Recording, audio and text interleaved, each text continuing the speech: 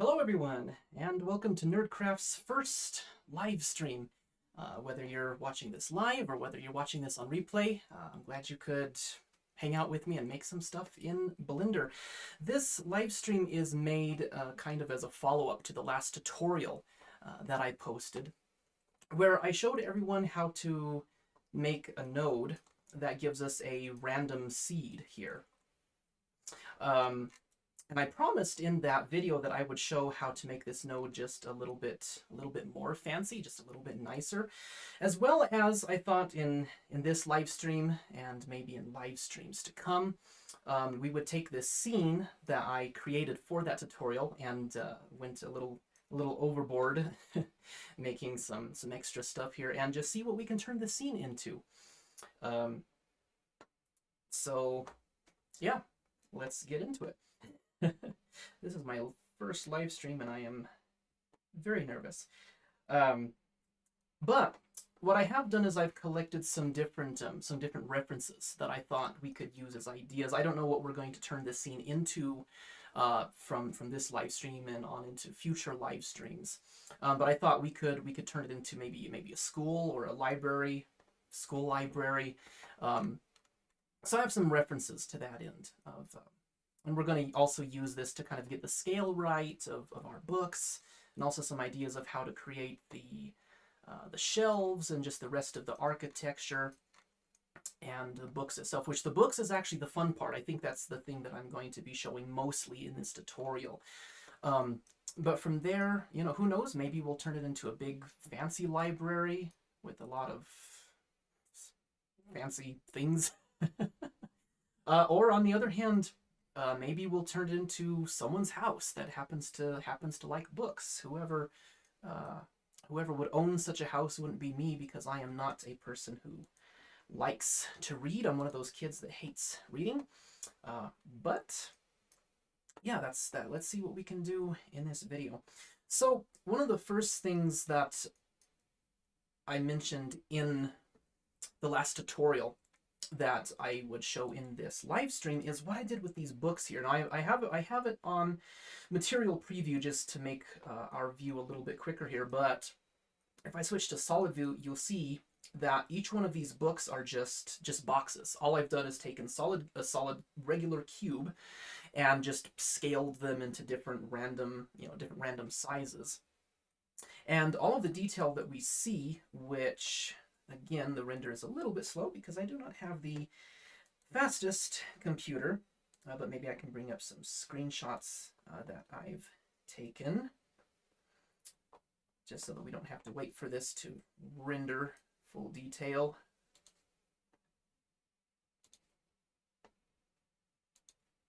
And I have a lot going on my computer right now. Okay. Yeah, so let me bring up this. We don't have to wait for that to render. But if we look at this, all of the detail that you see that I have some pages in there, and even the pages end before the end of the cover. We have the cover itself with kind of a leather pattern on it.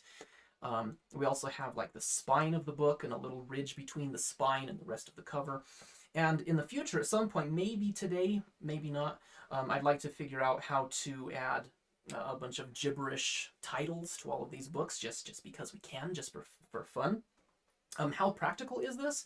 Well, this could be practical if you are making a library scene with a bunch of books in the background, and you don't want to have a lot of geometry. And also, it's just fun to see how we can do all kinds of things with just shaders, because maybe unlike some people out there, I love nodes. I love shader nodes, and I love geometry nodes. Although I'm still wrapping my head around geometry nodes. But my experience is more toward the shader nodes. So I thought that's what I would show you guys today. And one thing that I will also show you guys is how I made this wood pattern. So this wood pattern on this shelf here is actually all procedural.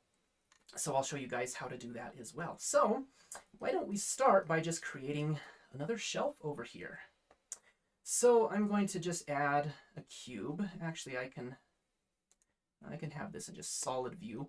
And we're going to, let me hide this room for a moment just so it's easier to see stuff. I'm going to move this over like that. And this is what we're going to use to create a new system for shelves. And this is going to be in geometry nodes, but it's not terribly difficult. But I am going to show you a couple of tricks that we will do in geometry nodes in order to make it easier for us to create our shader system so that those two systems will work together. So let me create a new geometry nodes modifier. One of the fun things about this versus the tutorials that I usually record is you will all also get to see my mistakes as I bumble around. And there is our new nodes. So what I'm going to do is I'm going to add another cube. Even though we already have one here, just in case we want to add this modifier to some other object in the future, it won't depend upon there being a cube in the first place. So let's just put this over here. It's a little hard for me to get used to this. I have this add-on here that someone made to show what I'm pressing on the keyboard, but I have to get used to it because I don't know how to get rid of the little mouse icon there. So what we're going to do is we're going to take one of this cube, and we're going to squish it into a board shape for our shelf. And I'm going to make this shelf a little bit different than the first one that I made. And we're going to do some fancy things here. So the first thing I have to add let's see, is it scale? Instance scale, scale elements, scale instance? Scale instance. I forgot what I did on the last time. Well, let me just look at this one. Let me just look at the last one I did. This is similar to what we're going to land up doing. Flip. Oh, that's right. I did it differently on this one. On the last one, I basically I had flat planes and then I extruded it, kind of like a solidify modifier. So I'm going to do that a little bit differently here. Let's see. What do I need? I need a set. Oh, translate maybe? Well, let me just look. Attribute, input, geometry, curve, instance. Where would translate be? Read. Operations. Transform geometry. I think that's what that's what we're looking for. Yes. So I'm going to flatten this into a board here, maybe 0.05, 0.02. Let's try 2 centimeters. That might be a little bit too thin. Might be just about right. And let's make this guy a couple of meters wide, and maybe half a meter like that. Actually, this is a little too big, Let's make it 0.3 meters, maybe. And maybe 1.1.5 meters or something like that. It can be longer than another one. So now we need to get this into a sort of shelf pattern. So we need to have sort of something kind of like an array modifier. So what we'll do is we'll add, I think, a mesh line. Mesh line is what we'll add. And of course, if we look at this, it is exactly what it sounds like. It's a line. But what we can do is we can give it a count of, let's do 3 shelves, kind of like on the other one. So this actually, even though it looks like one solid line, there's actually 3 points here. And what we can do is add a instances on, let's see, instances on points. So we can add an instances on points node here. And then we can take this cube that we've created and plug that into the instances. If my interface on my screen is a little bit too small for you guys, let me know, and I'll make the buttons look bigger in the settings. It's actually a little bit small for me because I'm using a different screen than I usually do. But as you see, we have multiple shelves. So now all we have to do is just change the scale of how tall we want those shelves to be. Maybe half a meter, like so. And we can also control where the bottom one is, because as it is, the bottom shelf will actually be like sunk into the floor a little bit because the origin is there. So I'll move it maybe 10 centimeters up like that, at least for now, maybe 0.4 or so.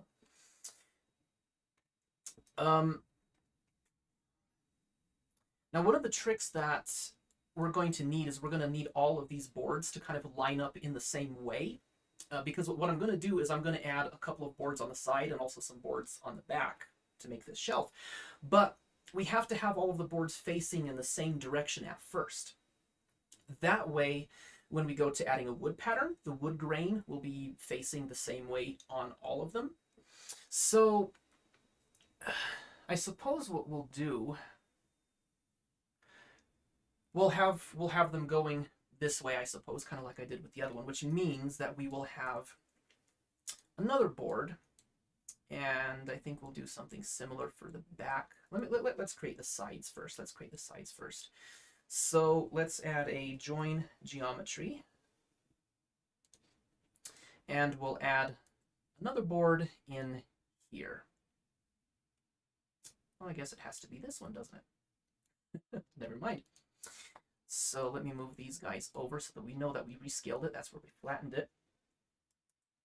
So what we're going to do now is we're going to, I think, use another one of these. So I'll do another transform geometry just so it doesn't have our scale stuff that we inputted in this node. And I'm going to rotate it. I'm going to rotate this around the y-axis.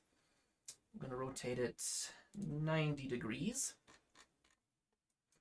And one thing I'm going to do is I'm going to shift right drag over this, because later on, after this scaling here, maybe we do need to do something similar there. But either way, we're going to capture some attributes here so that we can have some data for our procedural texture to grab onto later. So I'm going to rotate it that way, and I'm going to move it over. It's a little bit hard to see with this add-on here.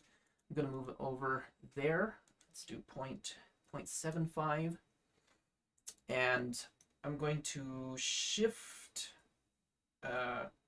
Control Shift D, and I'm going to join another one here, and I'm going to type in negative 0.75 so that we have one on this side. And then I'm just going to move these up. They don't need to be that tall, but I'll fix that later.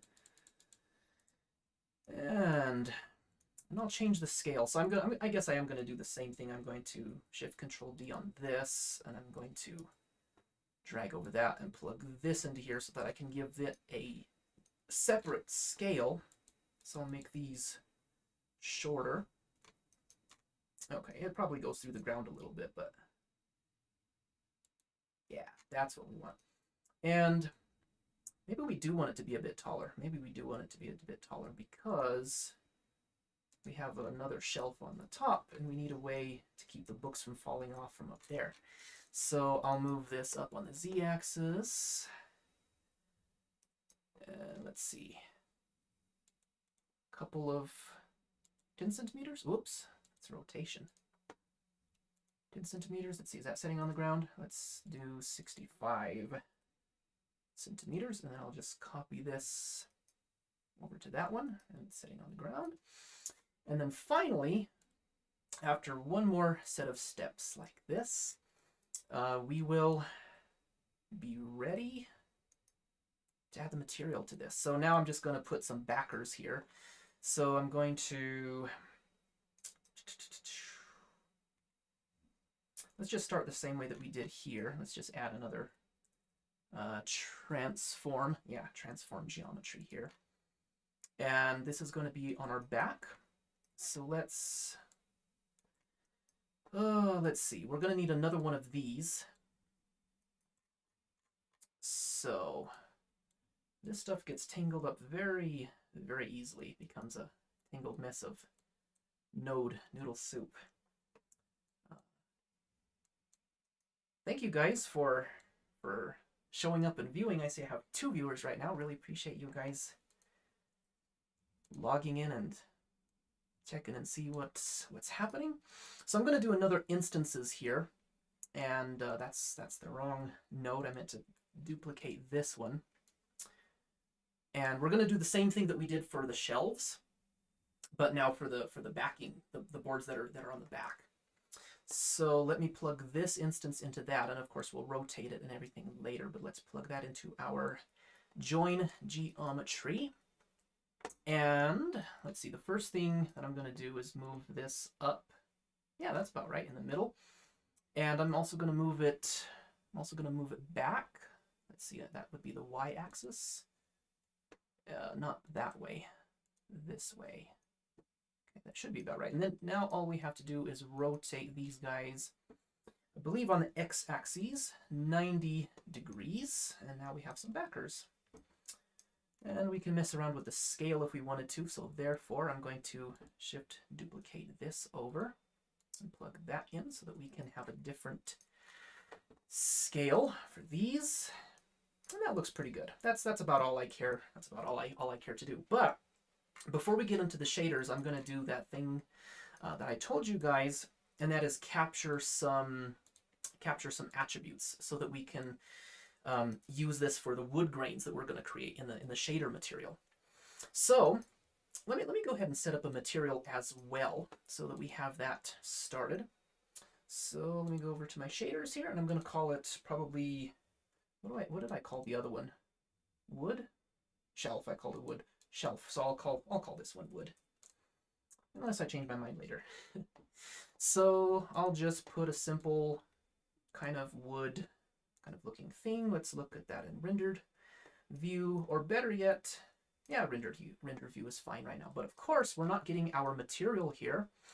So here's a quick tip. Something that we often need to do when we're in geometry nodes is we need to add a set material node. I just noticed something I need to fix, but we'll fix that later. So what you can do, what many might not know, is if you say Shift A and search for set material, you can right click on that node that you might use often, if it's a node that you want to use, and you can add it, which I don't have. Oh yeah, remove from quick favorites, because I've already added it to my quick favorites. But if you add it to your quick favorites, all you have to do is press Q, and you have a list of these things that you've added there. So I'm going to add a set material, and I'm going to select wood, and now we have the beginning of our wood pattern. So as I mentioned before, we use these in order to kind of turn them into board shapes. But we use these set positions to rotate them the different ways. So if we were to look at these, like, let me just plug this into our output here. You see that board is facing this way, and these ones should be as well. If we look at this one, it's a tough thing about working with nodes that span such a big area, but they're all facing the same way, and that's important because that's the way that our wood grains are going to go. And of course we rotated them, but we're going to capture some attributes here before we rotate them, so that way we can save that data. So two things. I'm going to make some room over here. I'm going to add a store named attribute. And this is going to be an attribute that we're going to use in our shaders. This is going to store three-dimensional data for our textures. So we're going to change this from a float, which is just one value, into a vector, which now can have x, y, and z, so that we can have the width, length, and breadth of the procedural texture that we're going to make. But where are we going to get that data?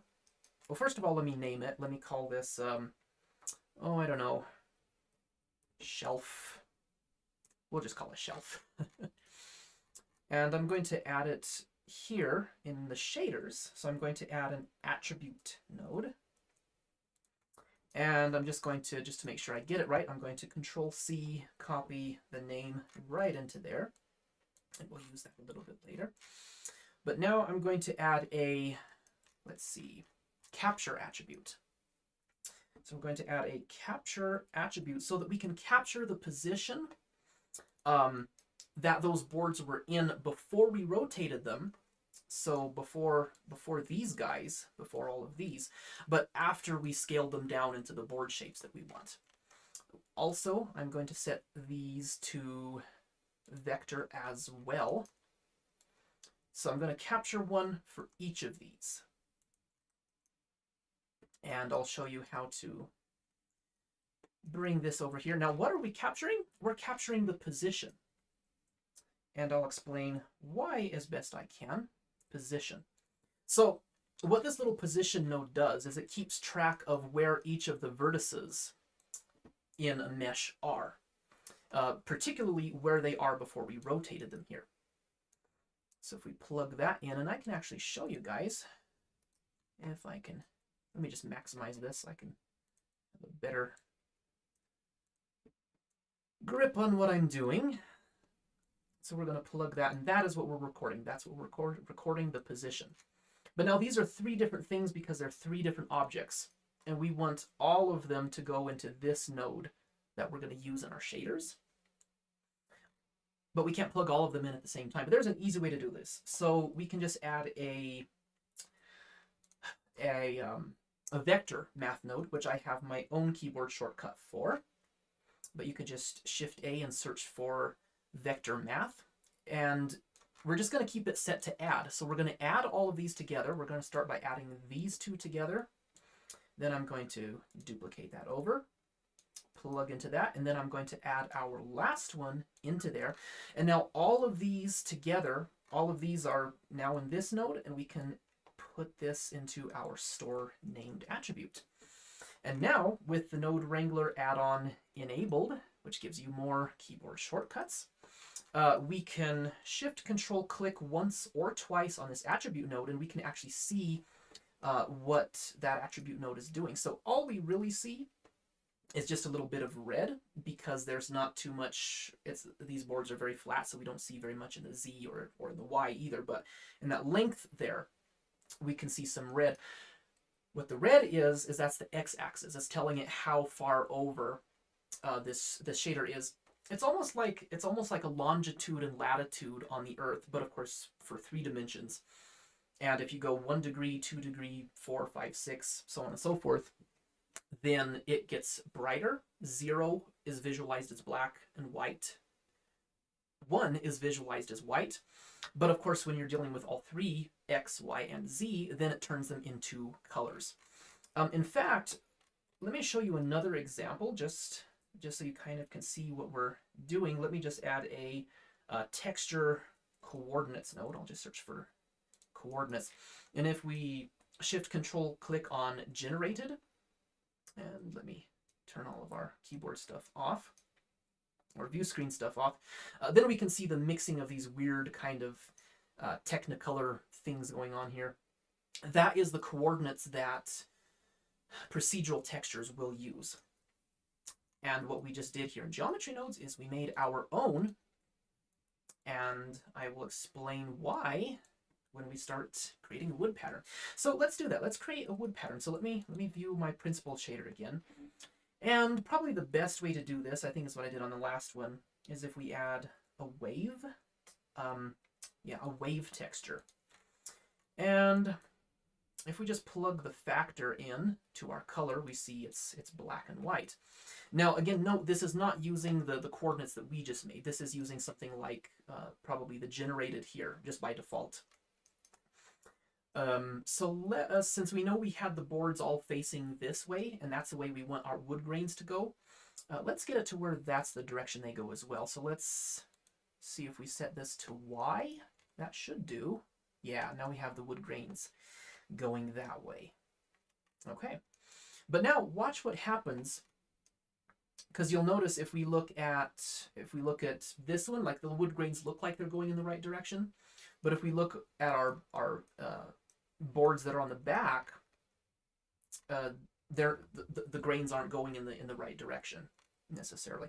You know, let's switch that to Z. That might illustrate what I'm talking about a bit better, or maybe not. Yeah, either one of these, the boards that go this way, they're fine because they're going the direction that we want the wood grains to go. But we see that these side ones, the wood grains, are going this way, and we want them to go up along the length of the board. So if we plug our vector, our attribute that we created into that, and maybe if we set it to Y instead, now we see that what will become our wood grains is going the same direction on all of the boards because it's referencing the position that all of those boards were in before we rotated them all in different directions. So Anyway, I'm going to fix one little thing that I said I was going to fix. And this is something to keep in mind if you're creating things in geometry nodes. If you notice right around here, there's kind of a little bit of a dark spot. That's because we have some intersection in the mesh there. So I'm just going to move my shelf back a little bit. So let's see, that's this one here. Actually, that's with our line here. So if we move our line back a little bit on the y-axis, it could probably move forward. That's way too much. Let's just move it back. Oh, 2 centimeters. And by the way, just if anyone doesn't know, or maybe some newer users, or even if you've been using Blender for a long time, I did not know this for a long time. If you want to have measurements, like besides just Blender units, if you want to use feet and inches or the metric system, like I prefer meters and centimeters and kilometers, you can go over to your scene panel here, and you have this panel that says units, and you can change that to metric. It's by default it's on none. So like if we look at our little node here, it just has 0.02, 0.1. If we change this over to imperial, which is feet, inches, and miles, which in America I use, but I prefer metric because it makes more sense. But you can switch it over to metric as well, and it shows 0.02 meters, or if you click on it, a while ago it showed centimeters. But anyway, it should show meters and centimeters. So now let's see how we can make this look like actual wood. So the first thing is we're going to get the colors right. So let me add, I can actually delete this one, I don't need it anymore. Let me add a mix color. Actually, I might have that in my quick favorites. Yeah, mix color. So let me plug this in. Let me use that as the factor. So where it was black and white, where it was black, we're going to get this first color here. Make that kind of a light wood color. And wherever it was black, no, actually black is this. I think that's what I said. Wherever it's white, we're going to get this color. So I'm going to have a darker kind of wood pattern there. And in order to make it look like wood, just for any new viewers, this is what the first one looked like. Let me switch it over to material preview because I do not have the fastest computer. This is a gaming laptop actually, but special effects require a little bit more sometimes. But this is basically the pattern that we're going for. Maybe we'll change it up a little bit with this one. So the first thing we can do is we can mess with this wave texture pattern, and this will make the wood look kind of irregular. But later on, I'm also going to add some things to make it look like there's little knot holes in it. I'll show you that a bit later. But that will be the distortion and detail scale here. I don't know why there's 3 things that seem to kind of control the same thing, but it is what it is. So if we turn distortion up, this will show how far, how wavily, how big we want the variation to be. And then the detail will show just how rough that is. And I don't know, we could turn it up to, the detail. We can turn it up to like 4 looks pretty good. And the detail scale, that just scales the whole thing. So I don't know, maybe something kind of like that, I guess, is a good start. Let's mess with the distortion a little bit more again. Maybe let's make the scale a little bit smaller, kind of like a wood, kind of a wood feeling, I guess. Yeah, that's about close enough. And another thing we're going to do besides adding knot holes is we're also going to add the finer grains, because this is just basically the basic colors, just the light and dark parts of the wood. But of course, if you zoom into wood, you'll see little grains, and we'll also add that later. And I could perfect this all I wanted to, but I'm being watched on YouTube right now, so I don't want to take too terribly long. So, knot holes. Let's add knot holes to this. So what I'm going to add is a Voronoi texture. Voronoi. I'm actually not Voronoi. How is that pronounced? I think Voronoi is named after a mathematician from the 1800s, and he's from Russia or something. By descent, he's like Ukrainian or something, so it's kind of a Russian word. Voronoi, Russian or Ukrainian, I guess, actually, technically. But yeah, that's where Voronoi gets its name, from a Ukrainian Russian mathematician. So if we look at distance here, if we control click on here, and of course it's stretched out because we're not using our vectors that we created in geometry node, so let's plug that in. But yeah, so the Voronoi texture, of course, if we look at the color, it looks like different cobblestone or a Technicolor giraffe spots or something. But if we look at the distance, that's what we want. So what we want to use this for is we want to make each of these dark spots a knothole, and it measures the distance from that knothole, and we're going to use that to disrupt our wood texture. Now, one thing that you will note is each of these boards has the same texture. You'll see it repeats on each. We will fix that. And actually, we'll be using the method that I introduced in the last tutorial that I recorded, a little bit more advanced version of that. We'll do that a little bit later. See how long I can have repetition and it not bug me. So what we're going to do is we're going to use that texture to disrupt the vectors that we have plugged into our wave pattern to distort it and put knotholes in it. So all we have to do is add a vector math node. Again, my own keyboard shortcut. You can Shift A and search for, thank you so much, Zifri? One of my things is covering up one of the words there. Thank you. I'm glad that you benefit from my tutorials. I always one of my inspirations is Andrew Price. He's really good at slowing down and explaining every little thing in a way. So that's one of my inspirations. What I try to do. And I think part of it is because I actually am dyslexic. I grew up with dyslexia, so I'm kind of a slow learner. So I need things to be explained to me in a very slow way. So I try to do that with others. So what we're going to do is take this distance here and put this into our add vector here. And sure enough, it starts disrupting our pattern, but this does not look like knotholes. So the reason this is it's using the whole texture from black to white here to add to our pattern here. What we want to do is just isolate those black parts there. So the parts that are toward white, we want to kind of mute those out.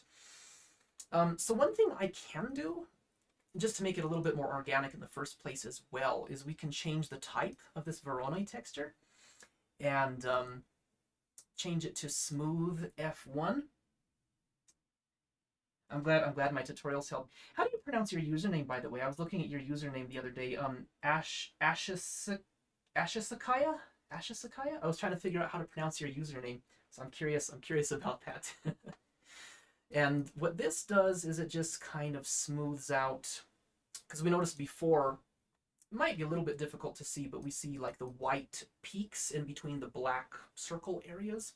This just smooths those out, so that already gives us, well, actually, let's see what effect this has on our texture. So if we start turning the smoothness up, like you can see kind of the division where those circles kind of meet up, kind of the walls and lines in there.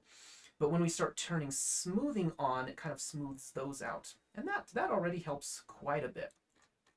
But what we want to do, Zyfree, let me expand my thing so I can read the chats a little bit better. Mine is like Zyfree. That's a cool username. I'm always fascinated by usernames that people choose. Everyone has kind of a story behind their usernames, and I find that kind of fun. We can have different names on the internet than in real life. So what we need to do is we need to take the areas that are white and have them be white for longer and have the black areas get smaller, if that makes sense. So there is a function that we're going to have to tweak a little bit, but it's something I use all the time. So if we add a math node, there's so many functions here. Like what do all of these things do? And I haven't experimented with all of them. I'm not a super mathematician, but there's this one called power. Now, what does power do?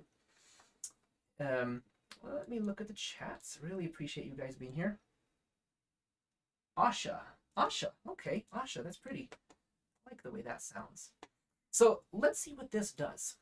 If we plug our distance into power, thank you, Asha, so much for your nice comments on my videos. I really appreciate the support of my channel is still kind of small, so I really appreciate all of the support that you guys and others give me. I hope to turn this into my career someday and have fun along the way, build up to that. So if we put power here, it's a little bit difficult to see what's happening. If the exponent is set to 1, then it doesn't do anything. It's exactly the way it was before we like if we were to mute this. You're welcome, Asha. But if we start turning the exponent up, then you can see the blacks getting even blacker. What this does, I should have prepared a visualization before this. But if you imagine down here is black and up here is white, as you turn the power up, it kind of brings the black down. It makes there be more black, if that makes sense. If you imagine taking this line here and then like drawing a point like halfway between here and there, and imagine a line going from there, but instead of the line going straight to it, the line kind of goes like this. I don't know, it's just more of a slope. It just kind of, it doesn't darken, it doesn't actually make it solid black more, it just has the curvature from blackness. I don't know, it's hard, words are hard. But of course we want this to go the other way around, so we would think we could turn this down and it keeps the white on more, and that might work.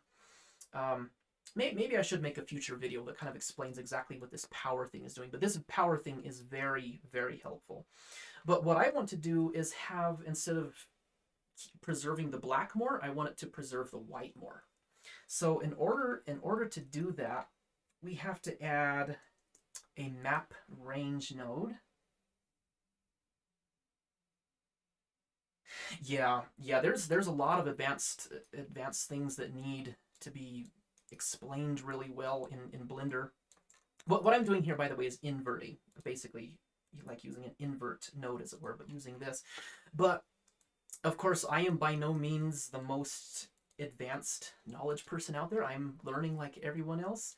But I have more experience with shader nodes like this. So geometry nodes, I love the idea of geometry nodes. I'm really excited that they came out, but I still have to wrap my head around them. But there's a lot of projects I have in store that will rely a lot on geometry nodes. So yeah, I gotta get on the ball. But now that we have it inverted, and then we invert it back, now, which I guess we wouldn't really even have to invert it back since it doesn't matter what part is black and white. We're just plugging it into here. But if we turn the power up, then you see the dark areas shrink, and that's exactly what we want. So I actually don't need this. So let's view our material again and take what we just did and plug it into our add thing here and see what that does. So if we set it to 1 like it was before, the more we turn it up, yeah, see? So it stays white more, and it's adding that more consistently. Or actually, I guess we've turned it into black now if we were to visualize that, and the knot holes are the white part. But we're taking that little white speck now, which is our knot hole, and that is kind of pushing in to the shader, to the texture coordinates that we just created. And we can control the size of it thusly. So there's actually 2 components here, so I'm going to add another node. What we want to be able to control is how far a knot hole will kind of bend the texture around it, but also as it does bend it, how far, or as we see, like how many rings it puts around there. Yeah, geometry nodes are something else, Asha. They're great. They're great. The potential of them is great, because one of my favorite examples is a forest. If you want to make a forest scene, before you would have to either model or sculpt every single tree yourself, which no one is gonna do, obviously. Or you could make like 5 trees, 5 models, and then you just copy them all over the place and then try to rotate them all so they don't look the same. But if you have an animation, or maybe you're making it for a game as you're walking around, you're going to notice that, you know, these trees are duplicates of each other. So that's the great thing with geometry nodes. is you can have the geometry nodes make a tree for you, and it can make 1,000 unique individuals, and you just set the initial conditions of how you want the branches to form, but it can make each one unique without you having to sculpt every single one. So I'm going to set this to multiply, and this will control. So let me set this back to 1 here. And let me make the knotholes influence a bit more. I don't know how far I want the influence to go. Well, let's say about like that.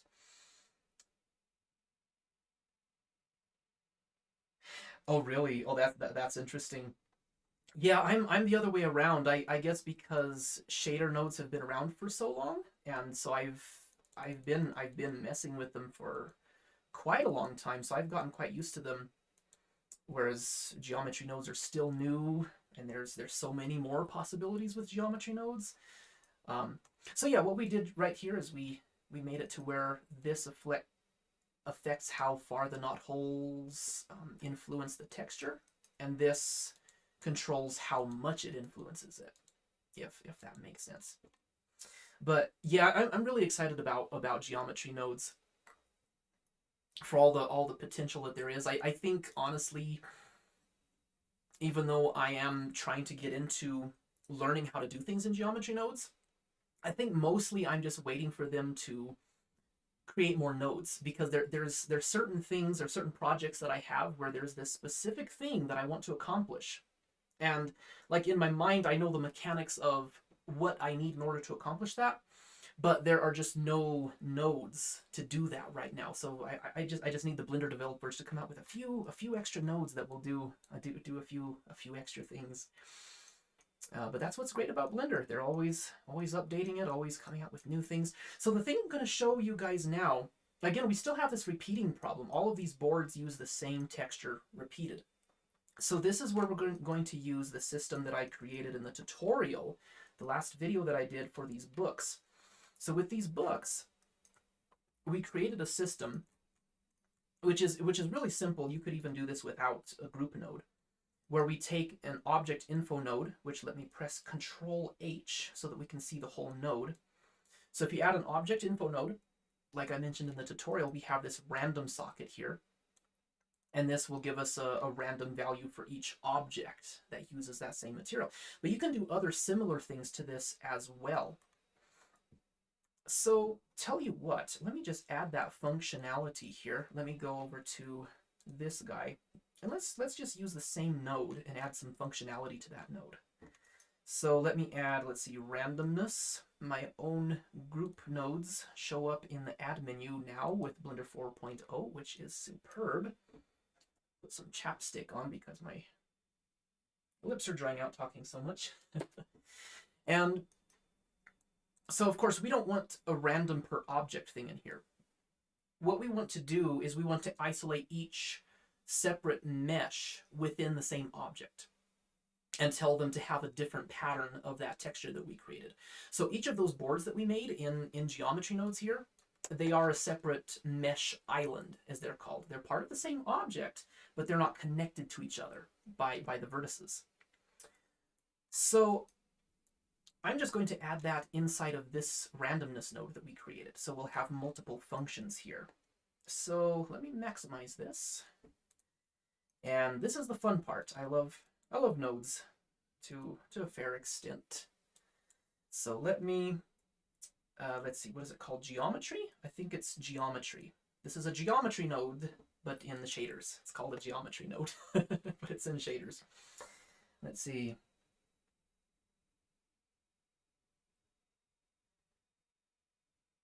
Oh, I don't know if I've heard of that YouTuber.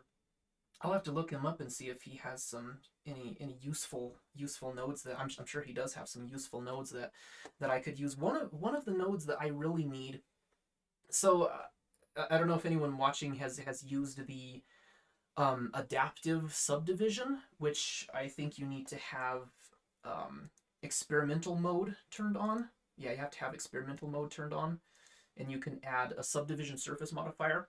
But what it does when you render, it subdivides the mesh more closer to the camera, but has less subdivisions further away. I'm sure you guys have heard of it or even used it, and that's great. But I need a way to do that in geometry nodes. And right now, those two modifiers, a geonodes modifier and a subdivision, adaptive subdivision, they do not work together. So I need a way to be able to create a function like that within geometry nodes. And I have seen people do something similar, but the problem is you have to separate parts of the object closer to the camera and farther from the object and subdivide them separately and then merge them together. But of course, if you subdivide something and try to merge it together, there's less geometry to merge together, so it doesn't actually merge, and that kind of irritates me. I don't know how to do that. So I guess that's one of the nodes I'm waiting for the Blender team to to come out with. So let me show what this does outside of here. Let me add a, what was it? Geometry, a geometry node. And I'm going to do another add here. We're going to disrupt our texture coordinates for wood texture again, but we're going to use this random per island thing. If we plug that into the add, then every single board, at least in principle, every single board should get a different thing. It still repeats. Maybe it has to be stronger. Let's add a multiply here. Let's add a multiply up to 100. Of course, while I'm doing a live stream, Blender decides to make a liar out of me. You can do subdivision by selecting the surface based on distance from the camera. Yeah, that's what I was hoping to do, Zipper. And maybe you have some insight that can help me. Because the problem that I ran into is you have what is it, 3 different subdivide. Maybe they've added a new one in 4.0 that I haven't noticed. Maybe that's what you're going to reference me to. But of course, you have different subdivide. You have the subdivide mesh. You have subdivision surface, and I thought there was another subdivide one.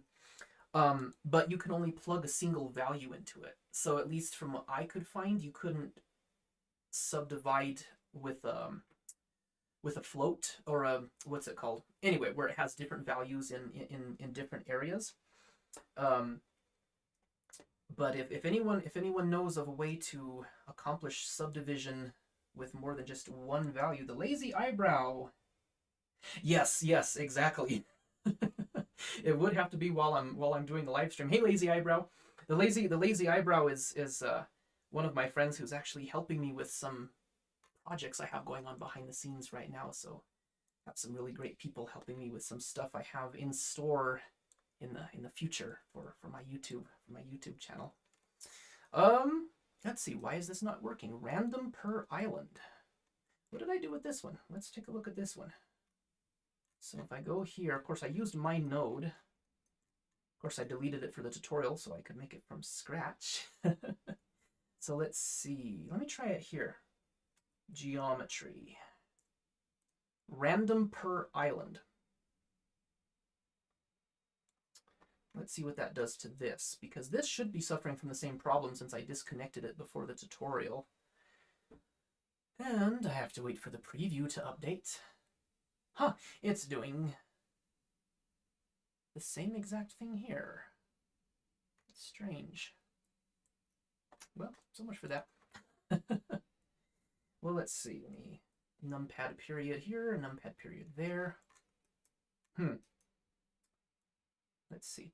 Well, let me just do this with another texture. Let me just add another Voronoi texture just to test it in its own isolated area. And I have to view this. There we go. Let's just view the color. Okay, so they all repeat. Now let's take our attribute here, plug that in, add an add math, and add what's the name? Vector math node. Random per island. It is not working now. It is not working, of course, while I'm doing a live stream. Let's look at it itself. If we go to random per island, shift control click, they're all black. They're all black. That's strange. That's strange. Let me, I don't know if I want to save the file and reopen it, refresh it. Well, maybe that's something I will have to experiment with when I am offline, and show you how I solved it in the next live stream. This is bugging me though. This should work. This should work. Let me just try a different setting here. Let's add, I don't know, let's just set it to subtract. Geometry, random. Oh, maybe. Let me go to my geometry nodes. Yes, that's why. Okay.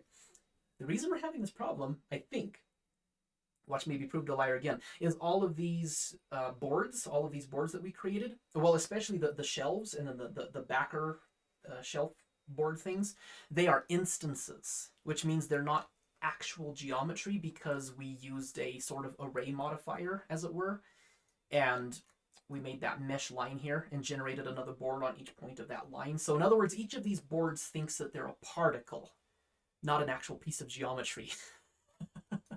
So let's add a realize instances node. Realize instances, and I don't think it matters where we put this.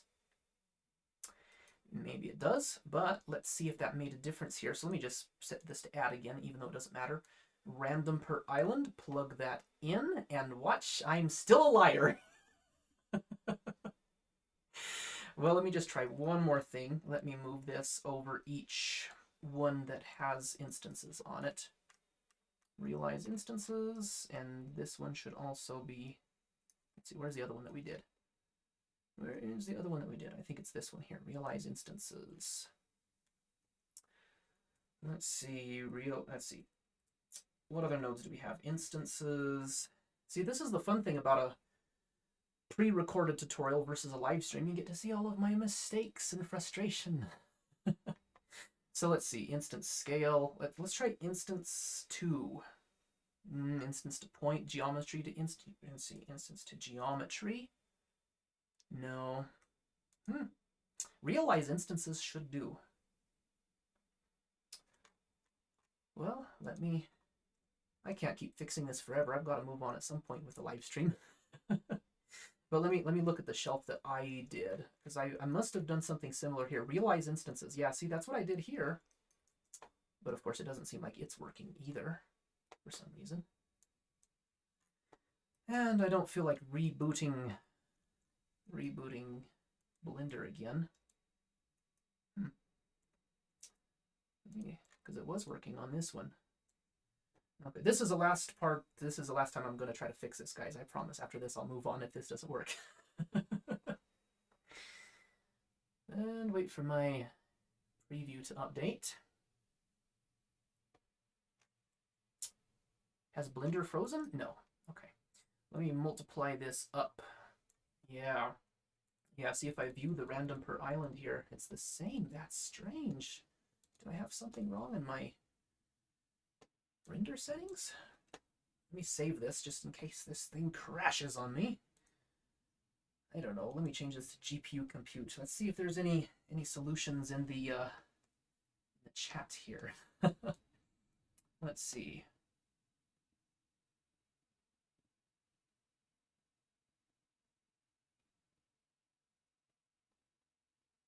Solving when you get stuck. Yeah, that's absolutely true. Let's see, is the viewer node still on? The viewer node? Are you talking about in geometry nodes there, Ziffer? Let me check. I don't think I used a viewer node in geometry nodes this evening. Yeah, there it is. Let me get rid of it. Huh. That is strange. This really should work, but of course, nothing works on a live stream. So, oh well. Oops, now I lost my shaders. There we go. Didn't have one selected. Huh. But yeah, what you were saying, Ziffer, let me finish reading your other one. Yeah, the problem solving really is a big thing. I think maybe maybe a quarter or a third of the time that artists spend is troubleshooting, trying to figure out what we did wrong. But you know, that's part of the process. You learn something, and then next time you know what went wrong, or not. or not. It just, things keep going wrong no matter what. Okay, so I will move on then. So what I'd like to do next is generate some more books like we have here. How long have I been streaming? Almost an hour. Almost an hour. Wow, it doesn't feel like it. So how do I want to do this? I'm going to add another cube. And that will be the basis for our book collection thing. And let me just add a geometry nodes modifier in the first place. And just add my own cube here. Not exactly sure why. I think I had a reason that I thought I would do this yesterday when I was planning this, but I can't remember exactly why. But let me just make this a little bit smaller, make it kind of book scaled. And then I'll put this over here maybe. And let's see, how big is a book usually? I haven't really measured how big a book usually is, the average size of a book. I don't know, it's probably like, should have brought my ruler or tape measure in with me, but it's probably like about 30 centimeters by 2. I guess that's what I put. Let's put that there. And let me make it 5 centimeters to start with. And I would like to make something a little bit more advanced to just scatter a bunch of books using just one geometry nodes modifier. But I think I would rather experiment, because I was contemplating how to do that the other day while I was planning this live stream.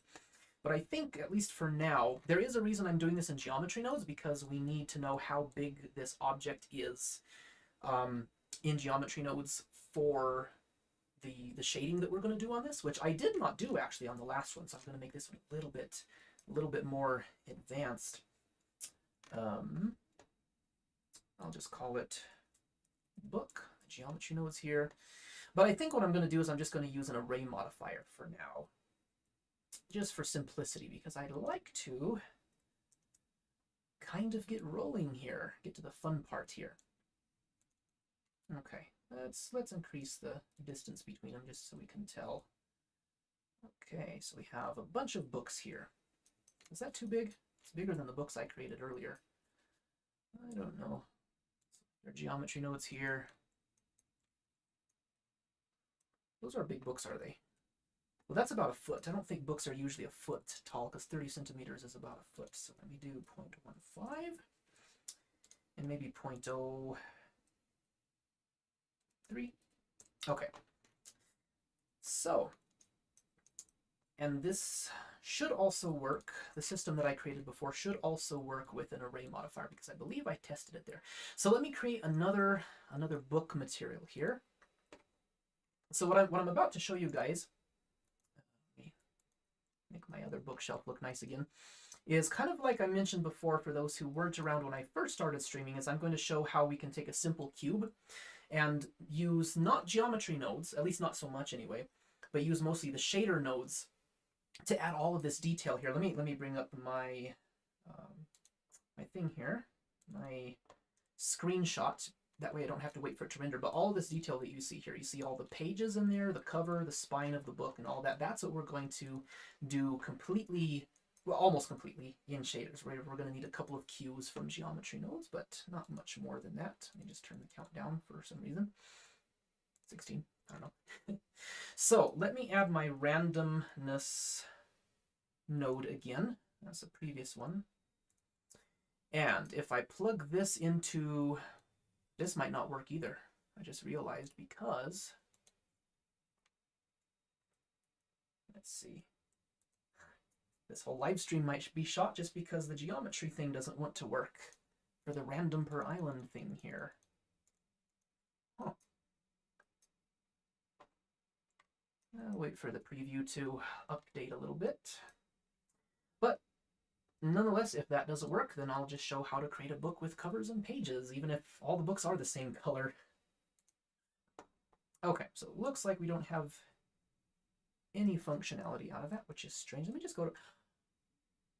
Oh, let's see, is that why? Is it different in rendered view? It might be different in rendered view. Maybe that's the solution. Because I know even when I recorded the tutorial, I forgot that, the last tutorial. when I looked at everything in, oops, I'm in solid view, not render view. When I looked at everything in shader view, I mean, excuse me, in material preview, the random, yeah, the random per island didn't work. So, in fact, I should have remembered that it is working, I think.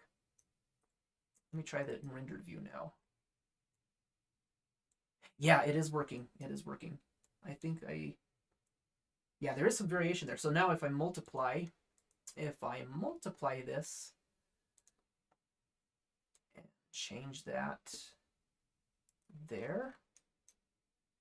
Oh, this needs to be in our Voronoi texture. Okay. Okay, so let me delete all of this now that I know what I'm doing so that I can teach you guys exactly what went wrong. Okay, so what we did here is we created this Voronoi texture to add little knot holes to our texture. What we want to do is we want to disrupt the vectors of both the pattern that we have for the knot holes as well as this, which that goes into that anyway, the wave pattern that is. And the reason that it wasn't working, the function that I was trying to use before, the reason it wasn't working is because I was looking at it in material preview, which is faster than rendered view, but this function that I tried to use did not work. It does not work in material preview, it only works in rendered view. That's the solution. So let me add another geometry node, a shader geometry node. Oops, Shift A, search for geometry node. Okay. So I don't know how that got disconnected. Typing a bunch of keys and somehow that got... Okay. So we're going to add, now I'm back on track, we're going to add another vector math node, and we can just leave it at add at the default. We're going to put that over here. And what you'll see is if we drag over all of these, if it'll allow me, and if we move this factor, we see our pattern change. But we're going to change that pattern with a different value for each separate part of the object, which all of those boards are part of the same object, but they're a different mesh island. They're not connected to each other, and this node detects that. So if we plug that in, aha! Now we get different patterns on each board. Mystery solved. Mystery solved. Okay. So there's that. So now if I go back into our books, I'm going to do something similar here. So I'm going to do the same thing that good old Andrew Price did in his latest donut tutorials, and probably the ones before that, is we're going to add a color ramp here, and we're going to put this into our color for the color of our books, and we're going to visualize that. Control-Shift-Click with the Node Wrangler add-on enabled. And we don't see any variation here, probably because, yes, success. Finally. Figured it out. I'm going to change this to constant, and we're going to get some different colors here. What colors of books do we want? Let's say we want some blue ones. I don't know if I want to copy the colors that I used on the last one. I want to have it be a bit more exciting than that. We'll have red one. We'll do, yellow. We'll do a brightish yellow, I guess. Primary colors. And if we plug this in, now of course this isn't working because this is a random per object. That's what we created in this node, but we're going to do the same thing that we did for the boards. But tell you what, let's go ahead and add it to this node that we have. So we do have that option also included in here. However, first, I want to show you guys how to take this W value and turn it into an integer. I mentioned that in the tutorial, and it's a little bit tricky. Now, this, of course, works fine. Let me just go over to my books, since I already have this system on there, and let me switch back to Material Preview, since this does work there. This particular function works there. If we change this W value that we created on our randomness node here, of course, we get different arrangements of colors. But I want, just for me personally, it probably doesn't make a practical difference, but I would like it to be an integer. That is, instead of 1.500, 1.600, etc., I want it to be just a single number. Rather, like when we go to our render and we go to the seed value for cycles noise pattern so that it randomizes that, I want this to be like that. But the problem is In order to get that, we would need a node that already has an integer value on it. And I do not know of a node, for instance, like I did in the brick tutorial, so I might be repeating myself for those who already watched that, but we have an integer value. So like this, the brick texture here has an integer. It's just a single number instead of a 6.6.00 or something, but there is no output there. We see we have an output for vector, for color, for all these other colors, but that one does not, so we can't use it.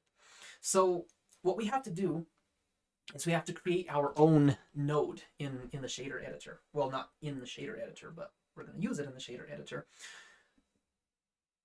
And it's not as difficult as it sounds. It's not as difficult as at least what we're going to do right now isn't as difficult. So we're going to add a script node. And we can write a script and have whatever we want to appear on this node. And all we want is something very, very simple. So I'm going to change one of my windows. Actually, I already have a text editor open here because I usually have some notes for myself. So I'm going to go to templates. I'm going to go to open shading language. This is how we can script our own shader nodes. By the way, I don't usually create my own shader nodes. I'm not that knowledgeable. There's a YouTube channel called Default Cube, and he actually has 2 YouTube channels. His other YouTube channel is called CG Matter. He did a little series on how to do the open shading language, scripting your own node. I hope he continues it because he only came out with like 5 or 6 videos, because I'd like to learn some more from him about the open shading language. But we're going to have it write a little bit of a script for us. This is what the templates are for. So I'm going to add an empty shader. So this gives us the basis for writing our own shader, and we're only going to do one thing. I'm going to get rid of this. Oops, my cursor needs to be over this window. And I'm going to kind of clean it up a little bit.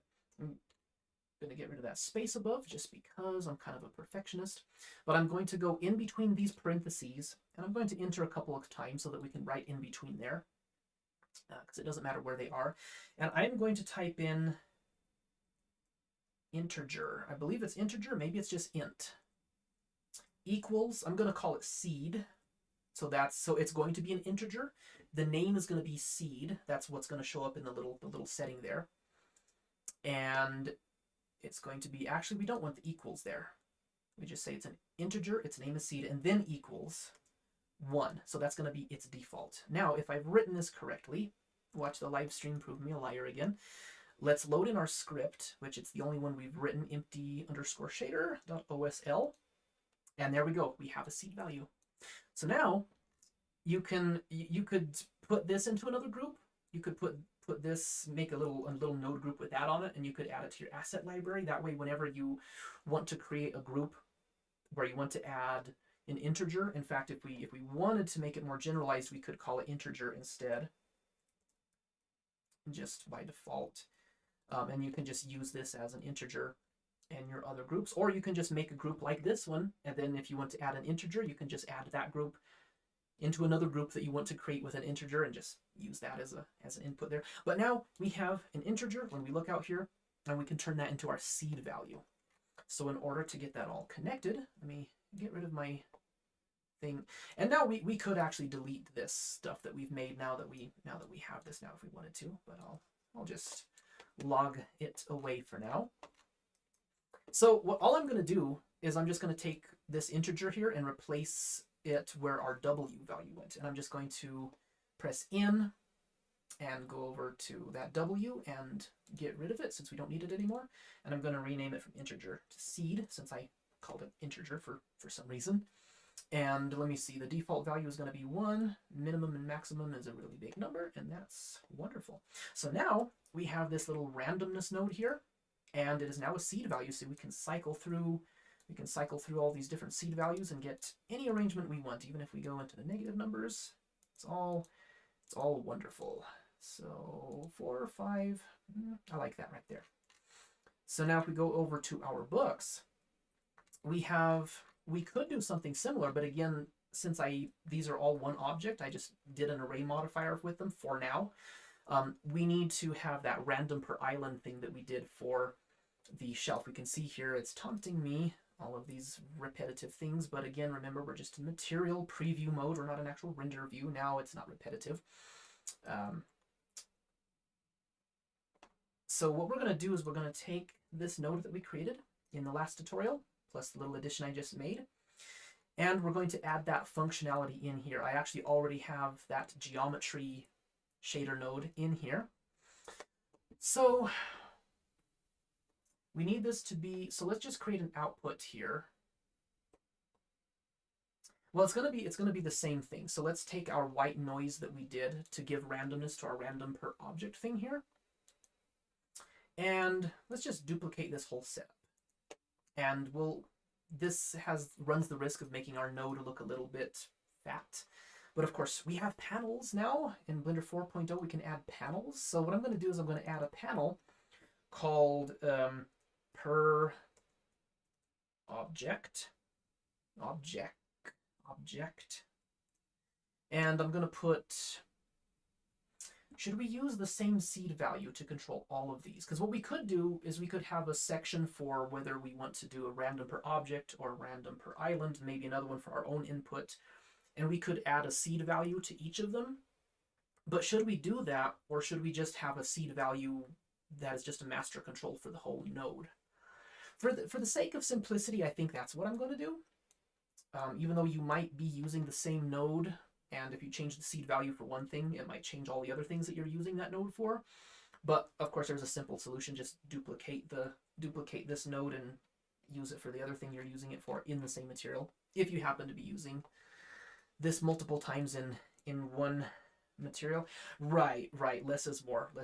I know that I'm such a perfectionist. I try to think of everything and cram everything into node groups or whatever I create, but I mean, look, that's the problem that we have with the principled shader, and I think all of us like to complain about the principled shader.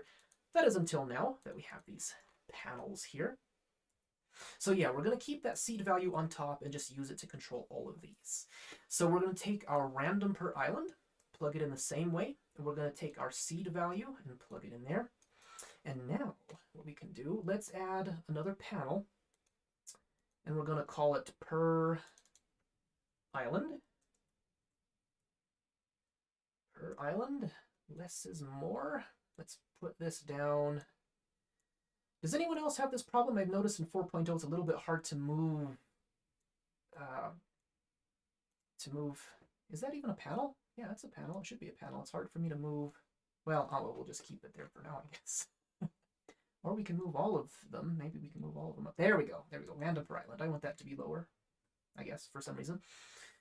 So we'll just take this value and give it an output, and take the color and give it an output. And of course, it doesn't put it where we want it. So we'll have to put it under our random island. And while we're here, so we're not jumping in and out of, here's a handy little tip that some might or might not know. You can press Control H on a node, and it will hide all of the inputs that you're not using, that you don't have something plugged into. And like Ziffer said, less is more. It makes everything look a little bit tidier, a little bit nicer. So I'm going to add just one more panel to this, and it's going to be for our own thing that we want to randomize. Although I don't know if we would really use it. I'm going to leave it off for now. Like Ziffer said, less is more. So we're just going. So now what we can do is we can take this per object panel and collapse it, since that's not what we want in this case. Let's see what we're doing. We can take a value from our random per island and plug that in. And what do you know? Nothing happens. Let's see, we're in render view mode, because all of these things are separate things. Let's look at it. Control Shift click a couple of times. Random seed doesn't change anything. Random per island. Of course, the live stream proves me a liar again. Let's see. Random per island. We have it. Addition.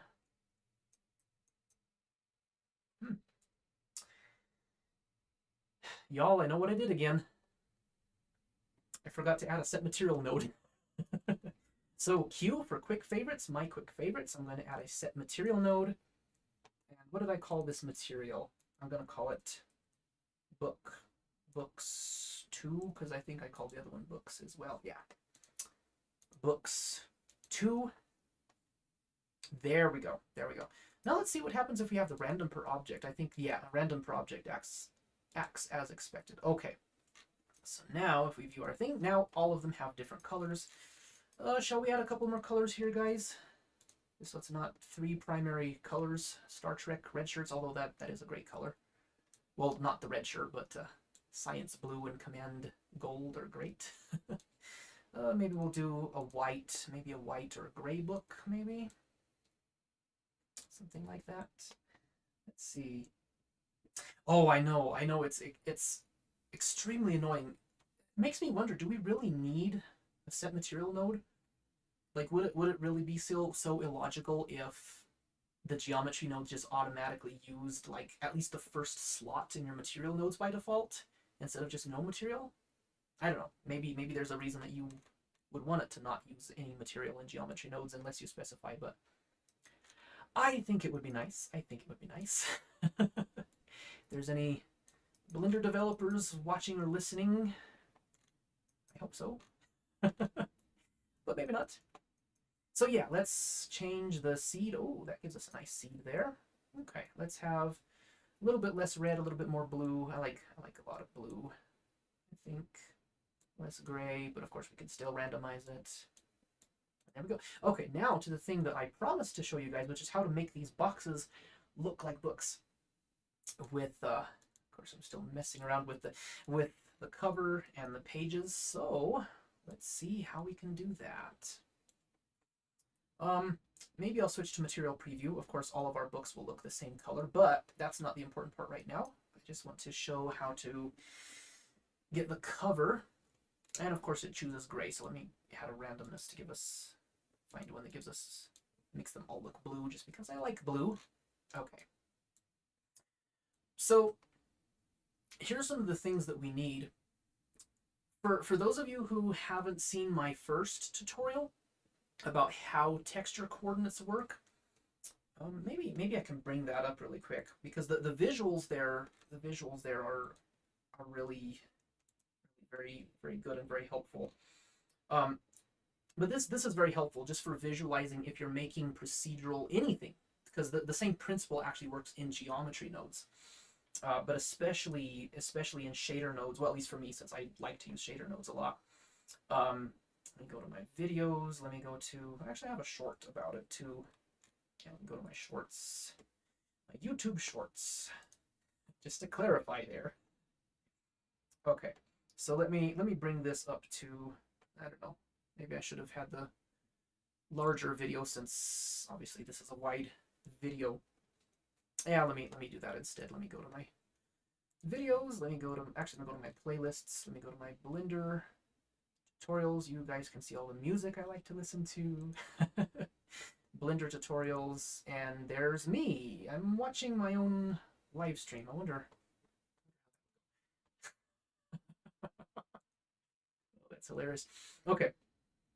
So I don't think you guys can hear it, which is fine because I'd like to explain it myself. But this is a good way of visualizing how texture coordinates work in Blender. I just realized there's 2 of me now in the video that I'm watching of myself. But of course, in your 3D scene, you have 3 dimensions, X, Y, and Z. Well, your texture coordinates have the same thing. You have X, you have Y, you have Z represented by red, green, and blue. And in the middle, they're all black, or they're all at a value of 0. But if you just take one of them, for example, and go along 1, it goes from 0 to 1. It fades from 0 to 1, or its own color when you view them all together if you're looking at vectors. And on the other side, it goes into negative numbers, which you can't have anything darker than black, so it just looks black. But it uses those coordinates. The textures that you create use those as coordinates, and wherever your object intersects with that texture space, that's where the texture will end up. So like in this case, if you change the shape of an object, you know, it's just changing its shape through that texture space. But you can manipulate the gradient textures and other things and make them sort of like pseudo texture coordinates. And just that knowledge that you can actually manipulate and create your own texture coordinates is super useful. And even if you're not creating texture coordinates per se, just visualizing gradients like that is helpful in a lot of things that you could do. So what we're going to, for example, use that is to create the difference between the part of these boxes that will be the cover of the book and the part in the middle that will be the pages. So this is the way I like to do that. We can use this. Let me delete this. Let me add a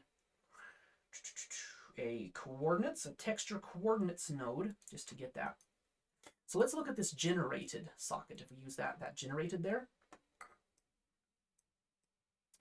And it looks like it's doing it for the whole object, so that might be problematic. I think I solved this before. I can't remember exactly how I did it. But we can use, let's see. Yeah, let's just turn off our array modifier because it's not what I want to land up doing later on. And let's just focus on one book. Okay, let's just make one book, make it look like an actual book. So let me add one more node. This is going to be a separate X, Y, and Z node. So this shows our X, our Y, our Z all together. And if we separate them, we can look at our X. So it's black on one side and it fades to white on the other side, or almost white, depending on if you're using Filmic or AGX or something as the render color management thing. If we look at our Y, then it fades black one side 0 to 1 on the other side. By the way, if you look at the object, because we have different settings on this texture coordinates node, the difference is with generated, each of these, it goes from 0 to 1 on every side of the object. Excuse me. Caught that on the live stream. But if we look at our object, actually, let's just look at this. If we plug our object texture coordinates in here, this does it a little bit differently. Maybe we should look at the Y or the Z. In this case, it's 0 right at the middle of the origin point of the object. So it'll go above that, and it won't go to 1 at the edge of the object. It fades to 1 at 1 meter. So just like I said in that video, 1 meter long, it fades to white. Just FYI. But in this case, we want it to go from 0 to 1 to each side of the object. So in order to get our pages, the first, we need two things. We need to know how far we need to know how far different parts of this object are from the front and the back, and then we can have a portion of that come over to be like this side of the cover. On the other side, we can isolate another portion of that, and those will be the covers, and all the space in between that will be the pages. And we need something similar at the spine of the book. So that would be the Y here, yeah, so that it measures the difference from the side of the book, or that is where the spine is. And then we can measure from that and then have the cover, the spine part of the cover be there. So this is where it gets fun. If you like math, then this is your day. If you don't like math, well, maybe you'll find my pain entertaining anyway.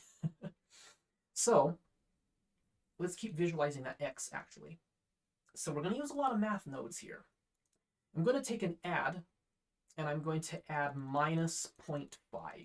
I guess I could do subtract 0.5, but I'm subtracting, so minus 0.5 makes more sense to me. I just use the add node. And I'm going to line this up with the middle so that we can measure from the middle of the book to the outside so that we can isolate where we want our covers to be. But of course, we're only going to get a cover on this side where it's white. So we can add another math node. And in this case, we set it to absolute, if I can find it.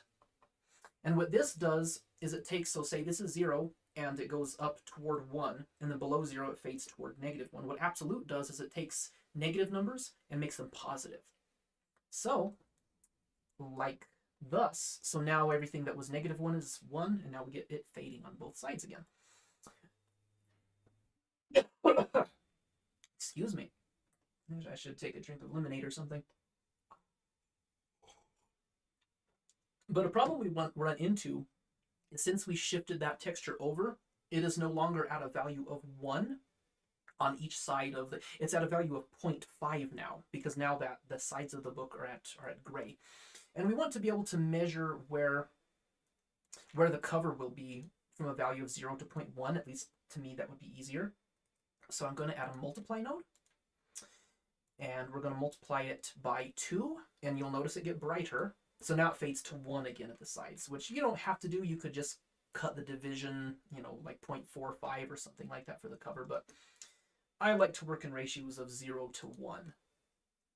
So now let's do the same thing, well, a similar thing with our spine here. So let's visualize our Y,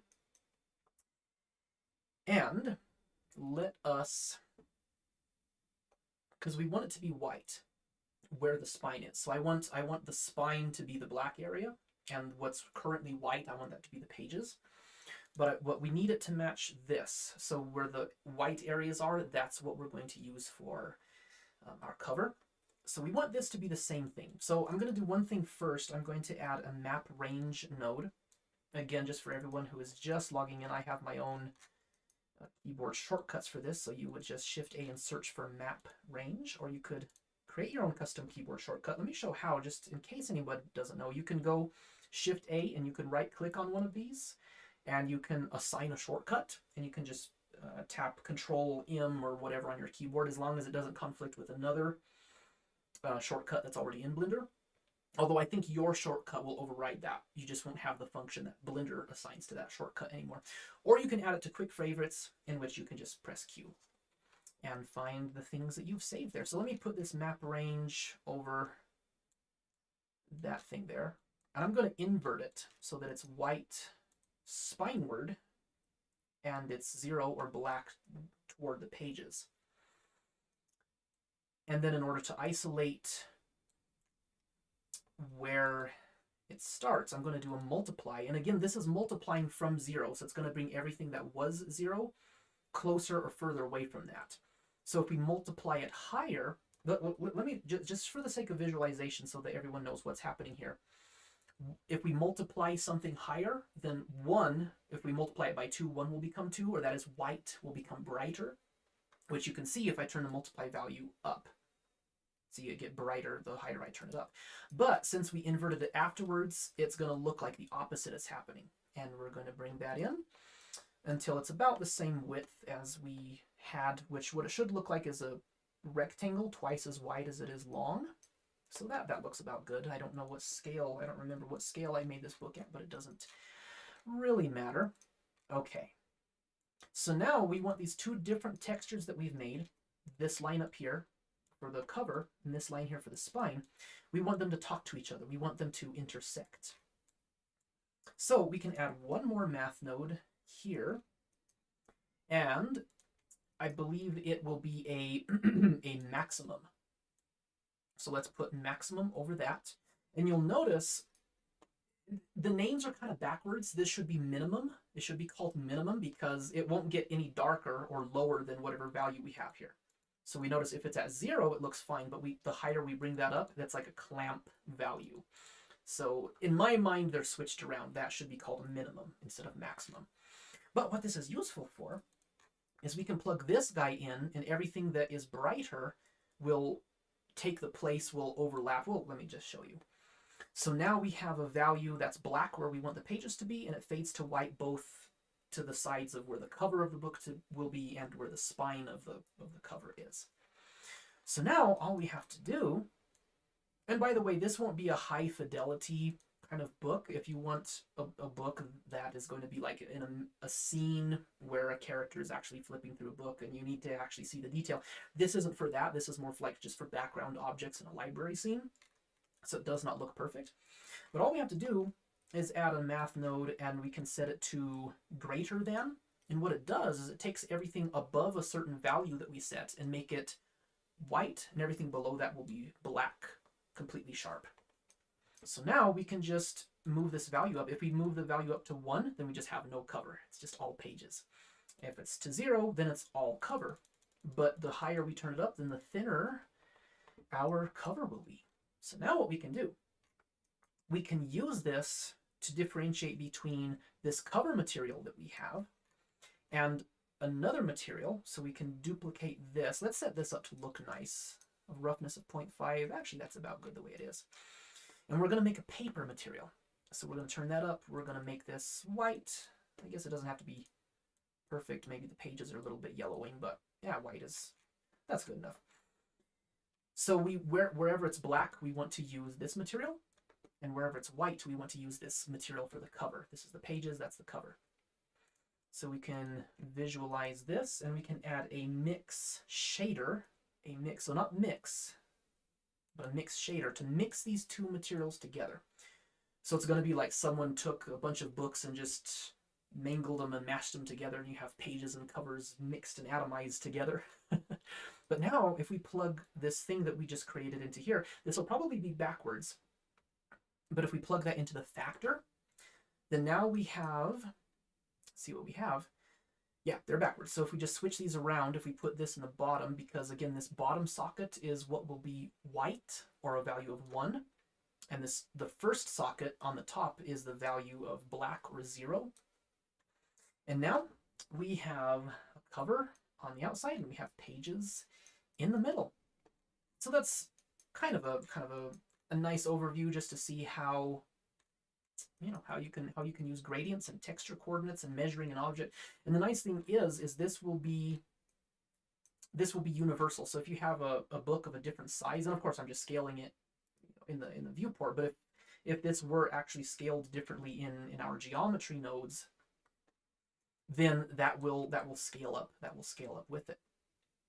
And I did want to do a few more advanced things, because as you might have realized, what we did when we measured, let me make that cover a little bit thicker, even though it'll be less realistic, just so we can see what's happening. What we actually did is we eyeballed that. So the thickness, so if we were to change the thickness of our book or something, do this in a way that makes sense. We see that the cover gets really, really thick way out here. I think that's a little bit extreme. Let's bring that in a little bit, but we see that the cover scales with the object. So if you have different books that are different random sizes, which I didn't do in this video yet, and I don't know if I will tonight, that may be something we do next time, but this will scale with that. And that's actually why I created this in geometry nodes, although you wouldn't have to. Let's see, I had that 0.03. But I guess, you know what, let me just do it. So kind of like we did before, where we captured an attribute so that all of these boards will line up with the wood grain the way we want it to. Let's do something different than that. And that is, we're going to measure the scale of it, so that when we change the scale of the object, we can add some controls in here so that the thickness of the cover will always be consistent. And the way I found to do that is if I add, I think it's called a bounding box. If we add a bounding box node here, what this does is it creates a box. It creates a box, which is what we already did. So in theory, you could have an object that you've created in edit mode and just use that there if it's the same scale. I guess we wouldn't necessarily have to create a cube here. But we need something anyway. We need something for the scale, so that's why I created this. But what's important about this is not only does this create a box that is a three-dimensional cube, that's the same scale as what you put into it, but we have values for how big this box is. And basically what this is it says how far over is the front, the left, and the top in this min value, and how far is the back and the bottom and the left in this max value. Probably not exactly in the order I said those things, but basically we have those. So we can capture another attribute. So let's add another store named attribute node here.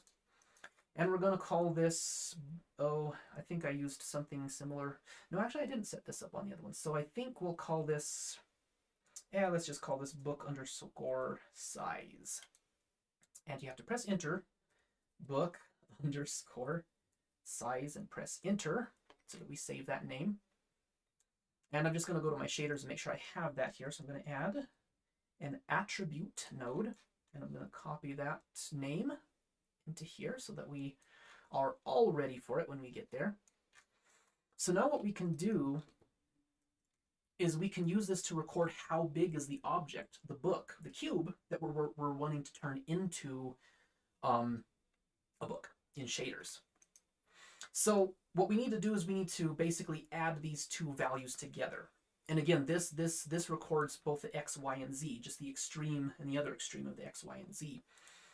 But it only records those extremes. What we need to do is we need to add it together so that we can have a property that tells us how wide, how long, and how tall the object is. So we're going to add a math node, and I believe what we do, I think I did this in another file, maybe I could reference it, but I'm just going to wing it, I guess. What we'll do is we'll subtract this one from that one. I wonder if I do have it in another file, just to make sure I get it right. I don't think I saved that file, I think I just experimented with it. But we're going to plug this into, oh, we have to change this. We need this to be a vector so that it can handle vector inputs. We will plug that in there. I've been ignoring the chats. Let me make sure I'm caught up on the chats. Yeah, I think it really should be default in geometry nodes to just use the first material or something like that. Yeah, and I'm not saying that that's correct. It would just, because like whenever you add another modifier, I don't know, maybe that doesn't work with the ocean modifier that actually creates new geometry, kind of like you can do with geometry nodes. But I don't know, maybe it's just a complaint that we all have to get used to. Having to add a set material node. Yeah, it's really not a big bother. It's just kind of irritating to have to remember, or it's irritating that we forget, perhaps, the way we could say it. So let's see if that works. Because let me think about this. So if you have a positive number as far as how far out, how big the object is from the middle, and you have a negative number here, you want to add those together. But since that's a negative number, we would use subtract to add it together. So yes, we subtract these. So now effectively what we have here is a record of how large the object is, which we have this material on. And a note is if you have scaled, which is a good time for me to check. Well, of course not, because I created this in geometry nodes. But if you were doing this with another object, like just a cube that you created in geometry nodes, you have to make sure. Why do I have keyframe? Oh, I have automatic keyframing on. Okay. Let me turn automatic keyframing off and Alt-I, Alt-I, Alt-I, get rid of all that, just so it's easier to look at. So yeah, so my scale is set to 1. If yours are not, if you're making a book like this, you have to make sure that you press Control-A and apply your scale. I have the Pi menu add-on enabled. That's why it looks like this. So these need to be set as 1, because even if you have a record of how big your object is here, if you scale it differently outside of geometry nodes, then it's going to think nothing has changed, and this is going to be useless. So make sure that your scale is applied in order for this function that I am about to show you, so that it works properly. So how can we use this? So let me think of how I want to accomplish this. So I think what we would need to do is we would need to get rid of this multiply, basically. So let's just mute it for now. And this should show the issue that I'm talking about. Yeah. So we want it to be able to detect the size that it itself is and adjust accordingly. So I guess that would use this multiply node. We're telling it how to multiply. And we would also technically do that for this stuff too. So let's set this to a value of 0.5, just so that it's kind of centered on something that we can adjust beforehand. And let's see what this looks like. Let's just test this to make sure. Let's visualize this. I'm going to add another separate XYZ. This is my way of visualizing to make sure that what I did is correct. I'm going to add a greater than node here, and I'm going to set it to like 0.1 because I know my book should be wider than that. Let's see. Subtract, min, max, subtract, book size. Let's see if something going wrong here. Play my scale just to make sure. 0.01. Nothing is showing. Greater than, less than. Let's see if something changes. Yeah, something is happening. When I set it to a negative number,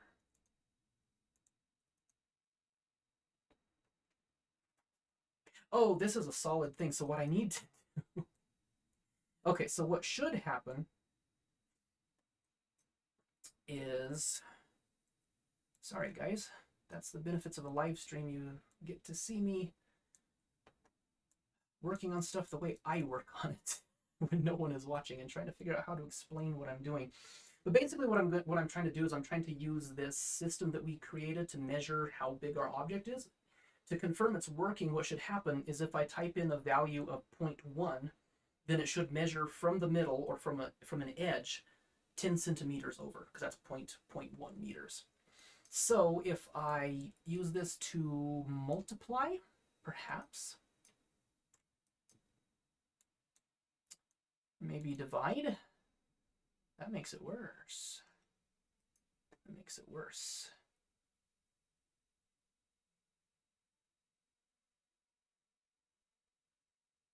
I need to have the Jeopardy music playing on here, except that would violate copyright stuff, I'm sure. Let's see. Well, if we set it to add, so it's going from the value of 0. Multiply should do something, but it does not. Or divide should do something, and it does not. Let's see.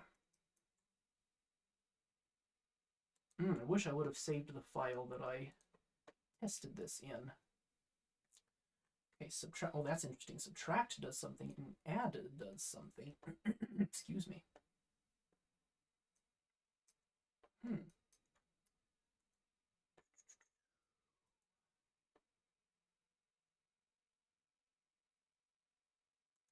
Subtract, add. Well, let's just see what that does. Shouldn't be add, but let's just see. Okay, so if we look at the y, okay, yeah, that controls how far over, okay. Okay, but y, when I multiply it, does it all turn black? Multiply, is it a negative number? Did I turn it into a negative number? Well, let's look at it. Let's look at what, oh, okay. Maybe I need to multiply this by -1. Multiply -1. That's apparently what needs to happen. I need to use a negative version of that. I'm not sure why, but when I figure it out, I will explain it. So, yes. Okay, so the idea is, if we were to change the scale of this, it should get brighter. So that green there, let's move this out here so we can actually see it. As we scale this up, it should get brighter. That green should get brighter. Yeah, because now it's like it's measuring 1 meter where 1 meter actually is. Instead of scaling it up with the object, it's the measurements are remaining the same. So let me undo that, put the book back where I had it. Okay. So now if I were to visualize this and set this to 0, 0.1, yeah, 0.1 meters, 10 centimeters, which how wide is this along the y-axis? It's 15. Yeah, so it's 15 centimeters along, and if we measure 10 centimeters across, then it's 2/3 through the book. It's accurate. It's accurate. So that is what I want. And of course, I don't need to measure it this way. Although on the other hand, I guess that's the same thing that I want anyway, isn't it? So maybe I created this whole system for nothing. Well, no, I am going to need that. I am going to use that though for something. Well, maybe not. Maybe I could just use this. So maybe I just, if any of you are following along and copying me, which I kind of doubt, but if any of you are doing the same thing, I apologize because I might have made you do double the work. That is, if anyone is wanting to create a book right now, which I seriously doubt that's a coincidence that it's happened right now. Okay, so if we use a y, actually, no, never mind. Because what we can do, at least in the case of this one, we should be able to plug this y into here. So let's visualize what we did here. And instead of using the x from our generated here, which it does use, just going through other stuff, let's plug our y into there instead and see what that looks like. And then let's multiply this. Let's Alt drag it over. Let's M to unmute it. Yeah, okay. So now Now, say that we want our cover to be that thick. That's really thick for a book cover, but just to make it easier to visualize, if we were to go into geometry nodes and change the scale of our book, make it one of those really long encyclopedia books or whatever kind of books are really long, then you notice that our cover always remains the same thickness. The spine, anyway, of the cover remains the same thickness. That is exactly what we want. That way this thing is dynamic. So let me get this to a thickness that I like. Because I'm also going to use this, even though we only need this, this system that we have here that just makes it a sharp cut between black and white. I do actually also want a gradient here for it to fade from black to white. I do still want to preserve that so that we can use that for the bump mapping, so that we can make it look like there's actual geometry nodes there. Geometry nodes. Words get stuck in my head, so I use it even when it's not what I'm talking about. So let me align this to how thick I actually want the cover to be. Let me do divide, because I think that's actually what I want as far as how thick I want it to be. So that's 1 centimeter, and I do not believe book covers are 1 centimeter thick. It might be 1 millimeter, but I think 2 millimeters is more accurate. It's very thin. It's a lot thinner than the way I created the books in the tutorial. I made these covers really thick, and that's a lot thicker than books are in real life. And actually, I have references. Let me bring those up. And there is, where's my references? And there is one factor that you will note is impossible in this system. Like, for instance, we see that the spine here is actually curved in real books. Although it's not always the case, we notice that some of these are kind of flat. That's why I said what we're creating here is not for close-ups of book props in an animation or something. It's just like in the background. But yeah, it would work for some that are flat. But let's see, how thick do we think that is as far as book covers? Is it 1 centimeter, 1.5 centimeters, 2 centimeters? I think 2 centimeters is good. Now what we should be able to do is do the same thing up here, except we'll have to do it twice for each side, because this works a little bit differently than the system that we made. So let's go ahead and delete all this stuff, since we already know this is about to be updated. So now we need to do something with our covers here. So let's see what we can do. Is do rather the same thing. Let's add a multiply here. Or actually a divide. We want it to be set to divide so that we can control the actual thickness.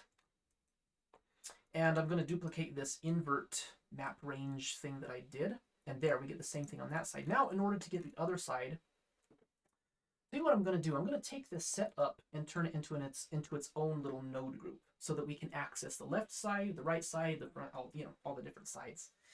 So I'm going to press Control G, and I think what I need to do, I can get rid of the input because I don't need any inputs here. We're just going to get some outputs here.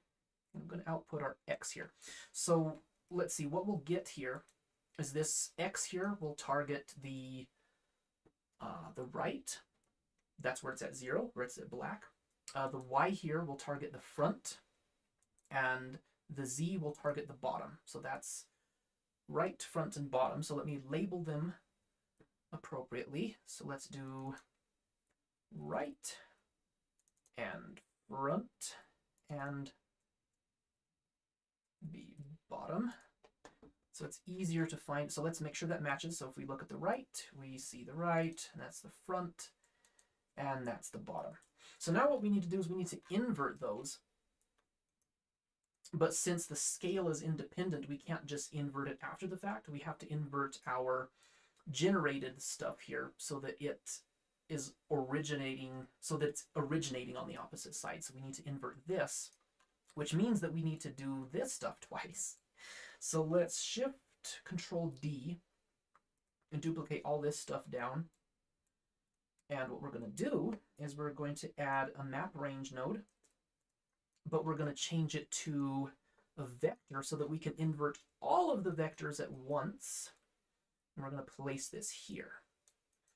And we're going to change all of the zeros to 1 and all of the 1s to 0. That will invert it. And if we do another separate x, y, z here, then now we can get the opposites.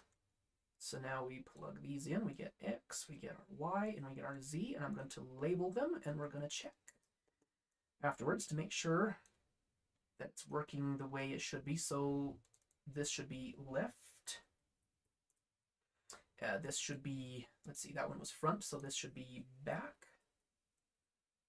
And this will be top. And of course, we won't use all of these in this setup, but if we turn this group node into an asset, then it could be handy. We could have utilities for it in other projects. So now let's look at those. If we view the left, then it's black on the left side, or 0, a value of 0 on the left side. The back, it's a value of 0 from the back. And top, it's black, or a value of 0 on the top. So now this makes it a lot easier. So now let me maximize this. I can see what I'm doing. So this made a cover on one side, as we saw here. It makes a cover here. So now we just have to do the same thing. Let me make a little bit of room here. We just have to do the same thing on the other side. So let me just move this up, copy it, and instead of plugging in the right side, we're going to plug in the left side. And let's visualize that by Shift-Control-Click here.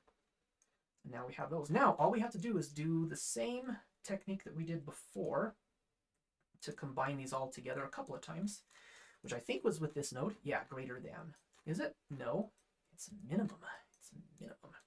So let's duplicate this minimum and add these two together, the front and back cover of the book. And now we have our front and back cover. And now we can combine our spine together. So let's just move this and insert this into the node that we already had from before. Plug that into our first value and visualize that. Control-Shift-Click on that. And now we have the front cover, the back cover, and the spine.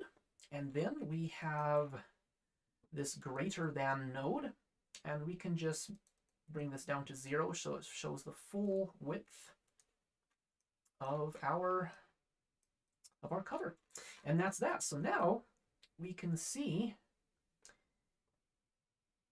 it looks exactly the same as it did before, except it's accurate now. Now, if we have books of different sizes, and this is why this is useful, if you create a stack of books in geometry nodes, or they're all different objects, but they all have different scales. Again, as long as you apply the scale by pressing Control-A and clicking on Scale, then, oh, what did I do? I did something that I didn't want to do. Thank goodness for Control-Z. If those objects are scaled differently, like for instance, if we make this book thicker, like a big encyclopedia, then the cover remains the same thickness. The cover doesn't get ultra thick along with the whole book. Or same likewise if we make this a really thin book. If we make this only 1 millimeter wide, it's a really tiny thin book, but the cover is not super ultra thin. Now it's the same relative size that it was before. What time are we looking at? It's about 8 o'clock. I've been streaming for 2 hours. 2 hours. So I think we can finish this. I think we can do a couple more things. So what I would do is do the same thing that I did with these, add like a nice little leather material. Say all of these books are leather books. So let me tidy all of this stuff really quick. That got moved over very strangely. Let's move this here, there.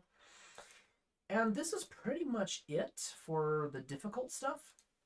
Because now all we're going to be doing is just doing some things with bump maps to make it look like there's some geometry that isn't really there. Something I could do with this, let me name this. What do I want to name this? Object scale. And let me make this an asset. So let me right click, mark as asset, so that I can use that in the future. But one thing I could do, I don't know if I want to have the right front and bottom and then left, back, and top. I might want to have left, right, I don't know, all next to each other. So let me just do that. Let me take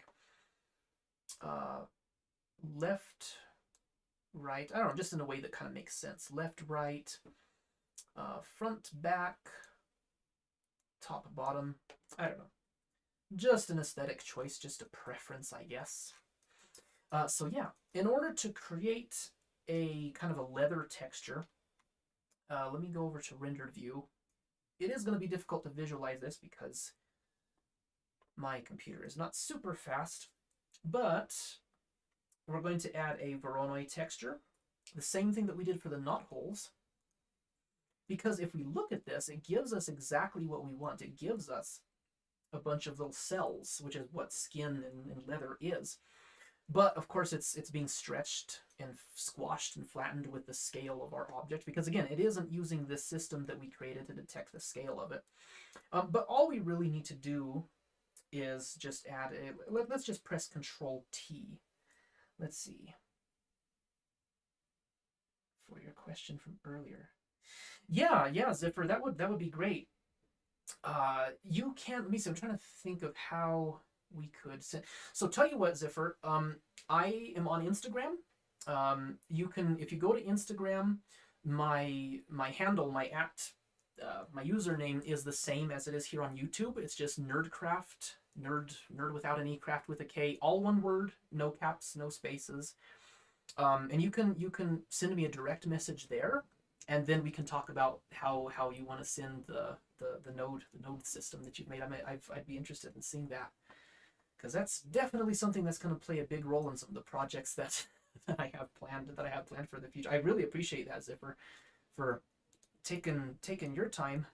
I assume you did it while you were watching the live stream right now, unless it's something that you already had laying around somewhere. But I really appreciate you sharing. That's what's great about the Blender community, open source and all that.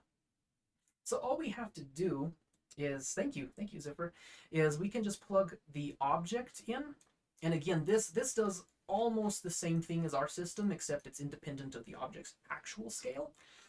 And again, same thing though, as long as your scale is applied, then your texture will have an even scale all across the board, even if it's squashed or long or whatever.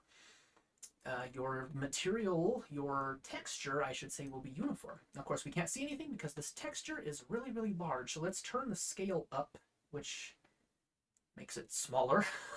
Turn the scale up to make it smaller, and we get all these cells. Let me just copy the settings roughly from my other book. Let me look over here. Let me find leather. I have it at 690.5, so we'll do 200 cube 27, just so I can remember to find it easier. So let me just type in 700, and that gives us a lot of little cells here, which you can't see from far away, but I think that's about the scale that the little cells in leather would be anyway. And now what we're going to do, let me make this a little bit easier. Let me grab all of these and press Control J to put them in a frame, and I'll just leave it like that for now. This is an improvement. I didn't have this set up for my other books that I created, but now I do. Okay, so we're going to use this as a bump map for our cover. So this will only go into our cover. And of course, that's for the normal, that's what affects a bump map. So let's add a bump map, a bump node, and plug the normal into the normal. And we'll take our distance and plug it into the height. Now, one thing that I will emphasize with this is we have two strengths here. We have two settings here, which shows how strong the bump will be, which lets visualize our material instead of just the texture itself. So you can see we have really strong bump mapping going on here. The first thing is it's inverted, because black is the lower parts and white is the higher elevations. Whereas with the Voronoi texture, the black is actually the center of the cells. So those we want to be like little hills, not valleys. So all we have to do there is just check this little invert checkbox here, and now the cells look like they're facing the right way.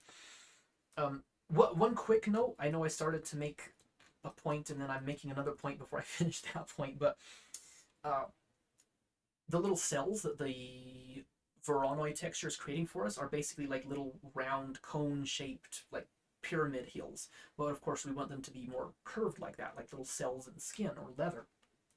So we can add a math node and use that same trick that I mentioned before, which is power. And we can put that here.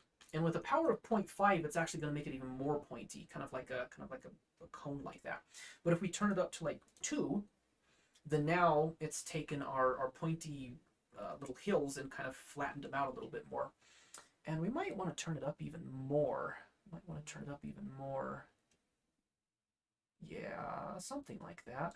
I don't know, it's not reacting quite the way I should, but I think the reason it's not reacting the way it should is because this bump map is just way too strong. Now, we have 2 ways of controlling the strength of a bump map, but strength is not the way to do that. The reason is the way you really want to control the strength of a bump map is this. It's the distance. It's the distance between the lowest and the highest parts of the bump map, or at least, you know, the way it looks. So if we turn this down to be like, I don't know, what would be the difference in leather? Would it be like 0.5 millimeter, if even that? So it's 0.0005 maybe.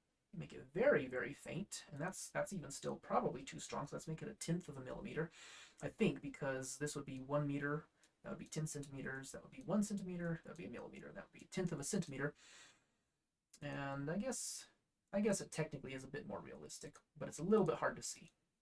So I'll turn it back up just for visualization purposes. But, excuse me, if we turn the strength down in order to make it less bump, it still has that same height of the bump map. What the strength is doing is it's taking 2 different things. It's taking with the bump map and without the bump map, and it's fading in between them, but it's not actually like virtually flattening the bump map that we have. It's just kind of a both at the same time sort of deal. So it's really not accurate. I mean, I don't know visually if you could really tell, but you probably could, but I've never tried just because I know that's the accurate way to do it. Again, thanks to Andrew Price. I think I learned that from one of his tutorials. But yeah, one thing I will do, I think I found another word whisker, but yeah, I say that a lot, don't I? I'm going to also switch this to smooth just because we have like those really sharp angles in between the cells in this leather again. So I'm going to switch this to smooth F1 again, and I'm not going to have it completely smooth, although that doesn't look too bad, but I think I'm just going to bump up the smoothness just a little bit because there is kind of a crease between the little cells in like a leather material, but it's not that obvious. It's not that sharp looking, but again, this is just a little detail that you won't note. You might not even notice it at all, since I said these are background objects anyway. And in that case, you could probably just cut this off and just turn the roughness up to indicate more detail. But that's what I did on my first ones, because I'm going to turn this down to 1/10 of a millimeter anyway, in which you will hardly see that anyway. Let me just see what difference that is. And other than that, there are 2 more things I'm going to show you guys. Let me see what the strength of this bump map was. 0.0002, 20% of a millimeter. So I guess I'll use that to 0.0002. Okay, so there's 2 final things that I would like to do to this book to make it look better before I end the stream, and that is I'm going to add some bump mapping to make this cover really pop, and I guess I'll do the same thing with the pages. So let me show my reference again if I still have it open, and I guess I don't, so I will double click it again. I think I double clicked it twice. Yeah, I did. So I'm going to add the detail to make it look like there is an actual crevice or crease. There's make it look like there's actual geometry on the cover, and I'm also going to add a crease between the spine and the rest of the cover, like you see here. And then finally, I'm going to make these edges look a little bit more rounded. And that's actually the easiest part. So I guess I will do it first, because there's already a way to do this in Blender. Because see, we have this very sharp edge here. So all we have to do is do something that you can do on any material. That is add a bevel node, a bevel node. And I'm talking so much that I need to Put some more chapstick on. And what this does is this tricks your geometry into thinking that there is a bevel on sharp edges, even though there is not. It's all in the shaders, which is what I love, because I love shader nodes. So if we plug this in to our normal, then we can see those edges look softer. You can tell that there is a hard edge there, but this kind of hides that fact. Maybe if we turn up the samples, it will be easier to... Yeah, actually that does help a lot. But we don't need the bevel to be that strong. So what we're going to do is we're going to make this a bevel of like, a millimeter. Yeah, because I think we had the cover have a thickness of 2 millimeters. So we'll do point, let's see, 10 centimeters, 1 centimeter, 1 millimeter, 0.01. We'll give it a 0.01, which makes it look just about as sharp again. Maybe what we could do is we could just turn it up for the effect. Let's turn it up to a centimeter just to see what that does. And that does make it look very soft. And that works. Actually, what I did on my other books is I added 2 bevel nodes and I mixed them together. One to add a very small kind of rounding effect to the actual cover, but another bevel node, which you could do this different ways. Maybe I will do that this time, but another bevel node with a larger bevel, and that was just to make it look like it's curved around the front, rather like our references that we saw, that they're not actually flat. Even this one is the flattest one, and it's not completely flat. Maybe I will do that this time. But either way, let's add a little bit of a bevel here. Let's make this a little bit smaller, maybe 0.04 feels about right, 0.004, that's what I meant. 0.005 maybe. That looks pretty good. And we'll do that for now. And tell you what, let's go ahead and do that. Let's go ahead and add the curvature. Now again, we have lost the little leather pattern that we had because we replaced this. But all we have to do is add a... What did I do for the other? There probably is a correct and an incorrect way to do this as well, but I can't remember the principle right off the top of my head. But let's see, how did I do it? Added a mix. Oh, that's right. So I'm not sure if this is correct, and if anyone watching this is more experienced with using bump maps in PBR materials or something like that, maybe you can remind me and correct me what is the correct way to do this. But what I'm going to do is I'm going to... It doesn't really matter what order we put this in, but the little normal socket that we have on this, or we could do this the other way around with this one and plug this one into here. But I'm going to plug that into that normal. And I'm not sure if that's the way you do that. I'm not sure if there's a kind of like the technical thing I mentioned about the bump itself using the strength here. I've heard that there's a right and a wrong way to do that, to add 2 different bump maps together. And I can't remember what's the correct way right now, so I'm just going to do it that way right now. But yeah, see, that looks really good. If we were to maximize this, and it might take a little bit longer to render since I'm going to go full screen. But if we let that render right now, even though this is just a solid cube, we so far, of course, have the pages, we have the leather material, but also right on each of those edges, it doesn't look like a sharp edge. It looks like it's kind of curved like that, which is what we want. And again, we do see a little bit of a hard edge, but that's just because we're faking it using this very practical method. But from a distance, it looks great. And the bevel node is very handy. So let's see, what should we do next? There's only, well, 3 things.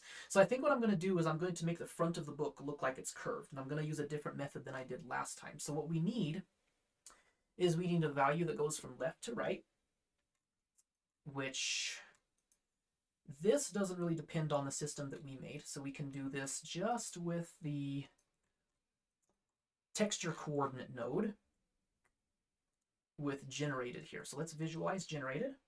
Let's add another separate XYZ so that we can just see the left to right. Excuse me. I guess I should have eaten supper. I didn't eat any food before I did this. Maybe that would help. So now we want to do something similar that we did before. Right now this texture is going from 0 to 1, from left to right. What we want it to do is we want it to go from 0 on this side raise in a curved form in the middle, but then fall back down. So we want it to go from 0 to 1 and then back 1 to 0, but in a curved fashion. So that's very easy. We actually already did that before.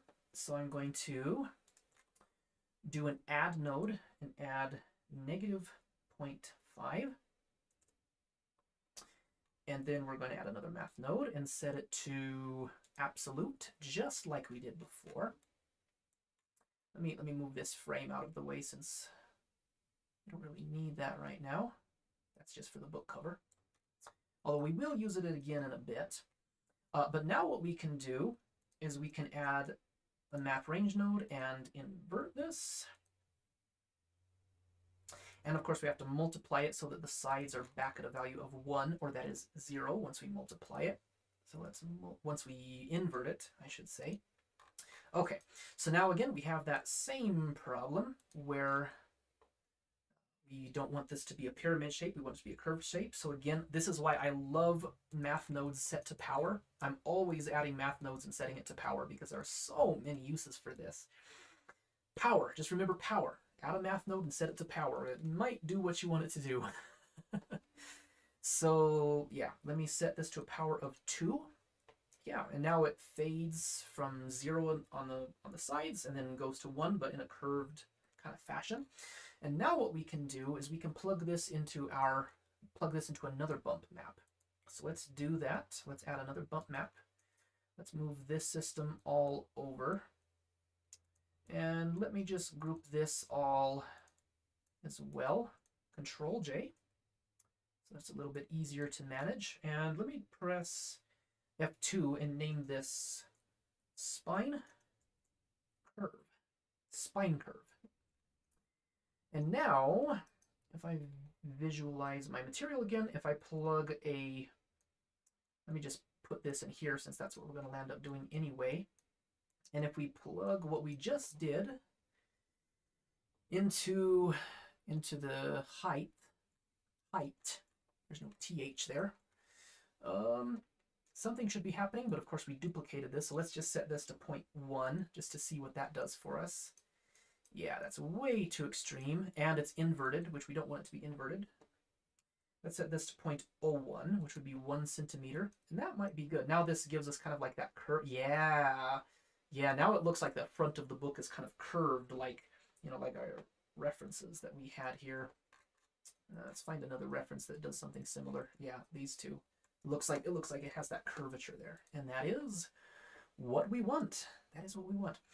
Something I could do, and maybe we'll do this when I come up with a better way, because right now the system that we're using for randomness to have every book have a different color isn't working right now because we're just using an array modifier, so they're not separate objects, and that's why I have the array modifier turned off right now.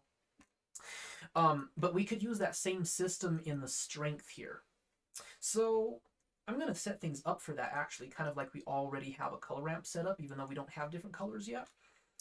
I'm going to have, let's see, how strong do we want this to be at the maximum and the minimum? So what's the flattest we want this to be? Let's experiment with this. A little bit too flat of a book, I think. Let's turn this up to 0.0. Was it at 5 before? Yeah, it was at 5 before. No, I think it was at 1, but let's try 3. 4. 4 might be the flattest that I want a book to look. Book to look. Poet didn't even know it. Or maybe, I don't know, maybe 0.05. Maybe 0.05. Okay, so let's turn our minimum down here to 0.05. 005 is actually what that is. And what's the most curved that I want this to look? Let's turn this up to 0.05, just at the most extreme. Yeah, that's definitely too extreme. Let's try 0.03. 0.02 is probably still too extreme. That's a pretty crazy looking book though. 0.01 is probably the most that we want. Probably. So let's do a maximum of 0.01. Maybe we could get away with more. Let's try 0.015. 0.0. Well, of course, this will change depending on the size of the book too. So let's go with something a bit more conservative. Let's try 0.012 maybe. 0.012. And for the minimum, let me actually set that to 0.03. Oops, 0.003.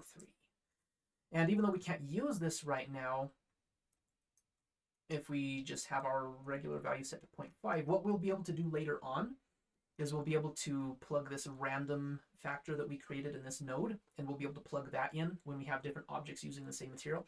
And that way every book will have a difference, whether it's a really curved, again, like in our references, we see some that are very, very curved, like this one over here. We see some that are a little bit more flattened. Even this larger one, which is as large as that one, is a little bit flatter. The smaller one is, so I don't think it depends upon the size, but so we'll have that set up. And I'm going to add a value just to save that for later, to kind of remember why I set this up. I'm going to plug something in. I'm going to press Control H, and then I'm going to delete that just so that that's the only factor that's there. And then maybe I'll remember to plug that I intended to plug something into that. But yeah, now there's two more things that I want to add. So I'm going to add the little split, the little ridge or trough, inverse of a ridge, whatever, in between the spine and the cover. So let's do that. And once again, that is pretty straightforward, pretty easy. We can just use the same system that we used here. So let me just move this stuff out of the way because I'd rather work down here. Actually, maybe to make it a bit easier on myself, I'm going to just duplicate this node and then press Alt-P or Alt-P. I press Control-P instead. And we are going to isolate the right side of the book, or front of the book. Yeah, that's the front of the book. So we're going to do something very similar. I'm going to add a multiply and get it just the size that I want. Actually, I'm going to do a divide since that makes more sense. And let's say, I don't know, about how far over is the little crease behind the spine of a book? Maybe a centimeter over? We'll start with that. We'll start with that. And let's do something, the same thing that we did before. I guess we could just copy one of these things. Let's copy all of that stuff. Let's duplicate it, press Alt-P, move it down here, because we're going to do the same thing. We're going to create a little up and down sort of thing. So let's plug that into there. And I don't think we want to invert it because we want it to be black like a trough. And we don't necessarily need to do the power. We're going to smooth it a different way. So now let's see what happens. Yes, okay. So this does just about what I want it to do. Let me clamp one of these because we see it continues to get whiter and it's going above actual white there. So let me see. Let me clamp one of these. No, I need to clamp the absolute, don't I? Yeah. So that is going to be our. Let me see how to fix this up a little bit more. Multiply that by 2, maybe. It needs to be multiplied here. Yeah, that's where it needs to be multiplied. Okay, so let's see. Where should the crease behind that be? Well, let's look at our references. Oftentimes I'm building stuff in Blender and I'm just winging it, not looking at references. But of course that's not a good habit. You should always be looking at references. So there's different kinds of book. That one is probably a centimeter or so. This one, it's probably about a centimeter, maybe wider. So I guess eyeballing it is fine in this case. But let's see, we can control that here. Let's do 0.07 maybe. Yeah, that'll work. 0.0. Was 5 too small? Yeah, 5. We'll do 6. We will do 6. And again, since we're using our node here, this will also be independent of the scale of our book. So if we make this a wide book or a long book or a tall book, then this will be consistent. Okay, so now, again, we have the same problem that we did before where we have kind of like a pyramid shape and we want to smooth this out, but we don't want to smooth it out this way. We want it to, I guess it would be the other way. But we want it to go, here's the cover, and then it goes into the little trough in between the little ridge, or reverse ridge, before we get to the spine of the book. We want it to ease in and ease through it in the middle of it. So very simply, we can add a gradient texture, which I have in my quick favorites, which is Q, by the way, if anyone is just popping in right now. And I like to view the factor. I don't like to use the color because it gives us red, green, and blue, and I don't know, I feel like it might make Blender think a little bit too much if it's using red, green, and blue. But we can change this from linear, so this isn't changing anything. It's taking a gradient from 0 to 1 and turning it into a gradient from 0 to 1, so it's changing nothing. But we can change it from linear to easing, and now instead of having a thing that looks like this, it's easing in and easing and easing. Anyway, it's easing like this instead of going straight. It's going like that. And now we can plug this into another bump texture. So let's make ourselves a little room over here. What is this? Oh, that's our leather. That's our leather pattern over there. So let's add, I'm just going to add another bump node from scratch so I don't have the problem that I had before. Let's visualize our texture again. Just Shift Control click.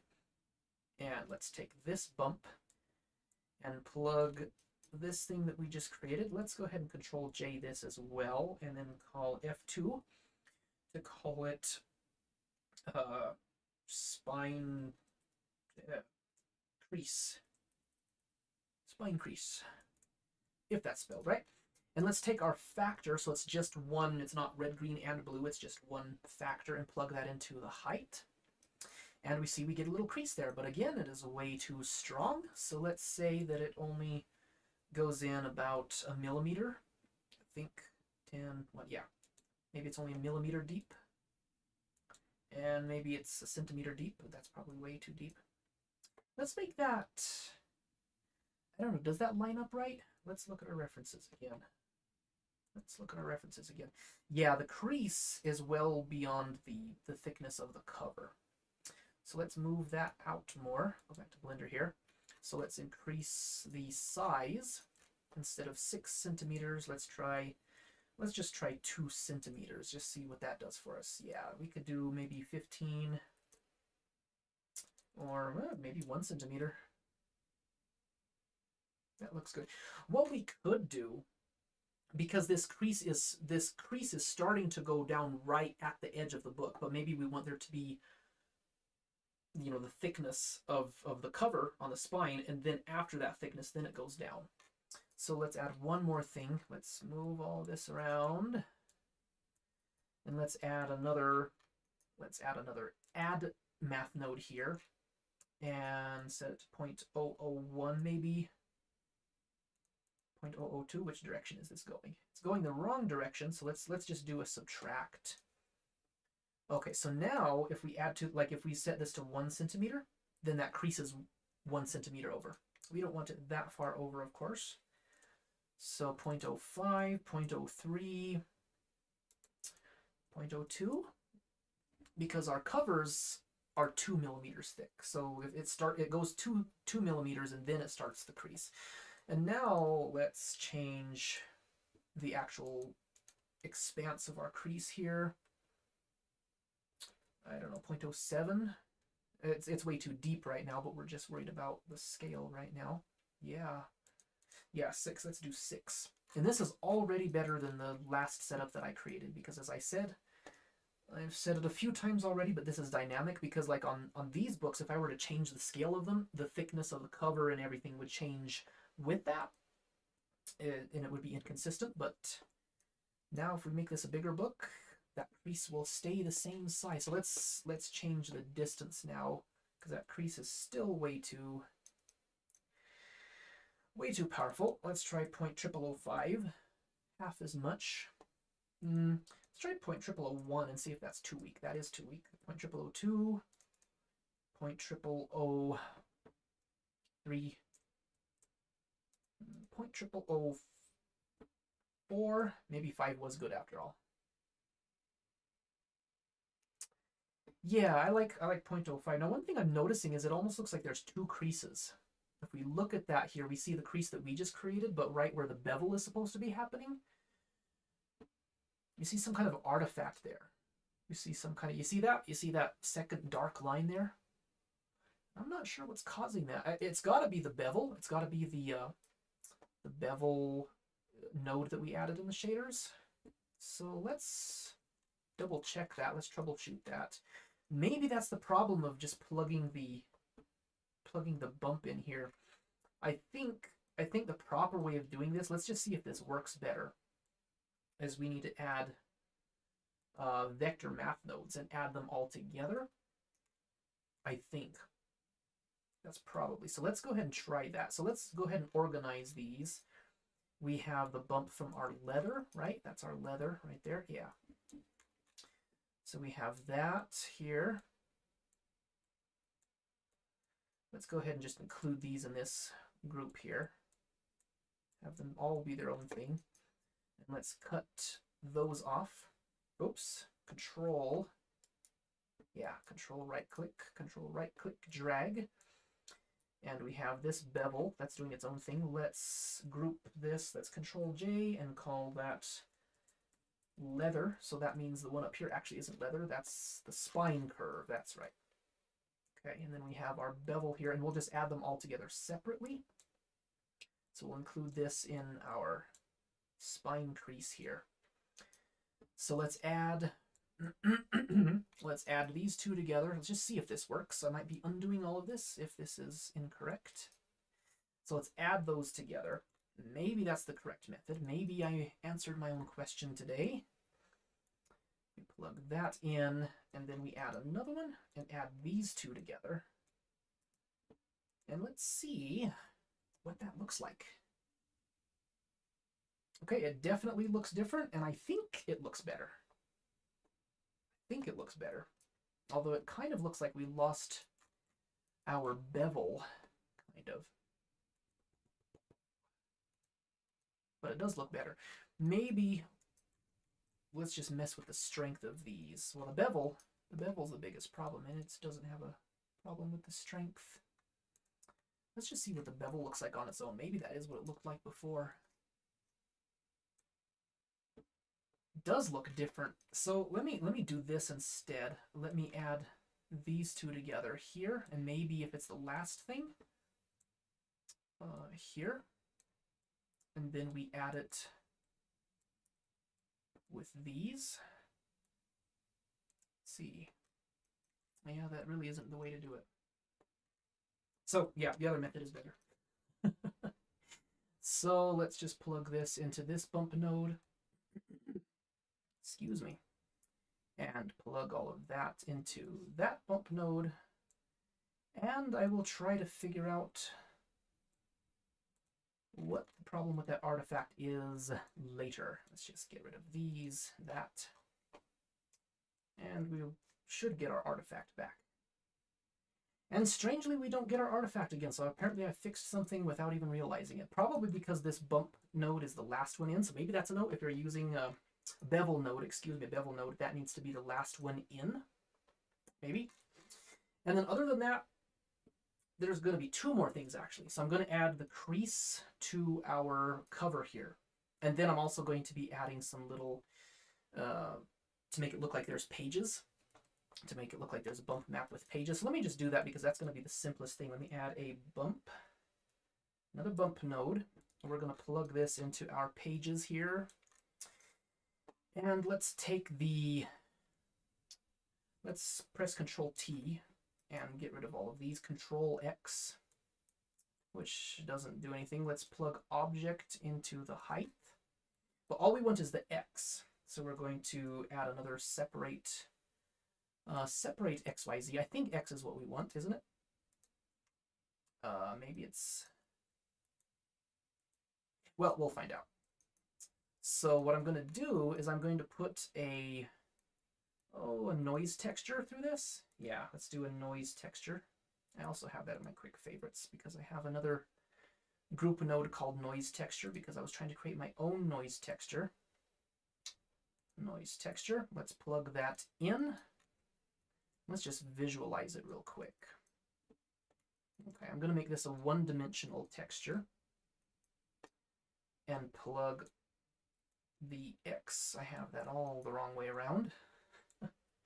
Hold Alt down, plug that in there.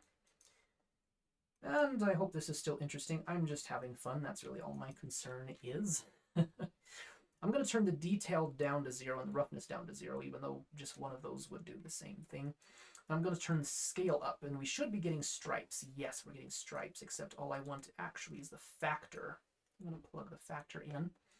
So let's turn this up until it looks like we have a bunch of pages. Like something like that. 1,000 is the maximum, and I think that's all right anyway. So we're going to use that as our bump. I'm going to use that as our bump map, but of course it's way too strong, so let's do maybe quadruple O1. Maybe. I have it plugged into the normal. It should be plugged into the height. So let's make that a little stronger. It should look like we have some pages in there, but maybe... Oh yeah, there we go. There we go. But it's still too strong. Let's turn it down. And once it renders, then it starts to show up a bit better. Yeah, you can barely see them in there, so let me maybe double that.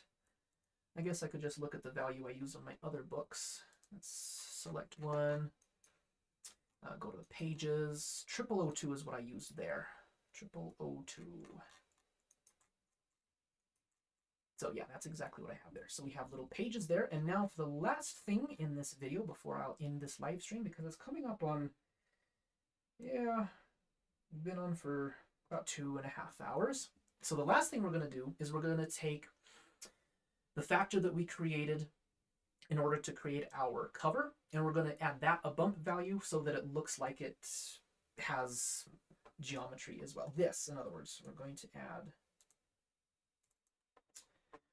this so that it looks like there's a shadow inside the cover.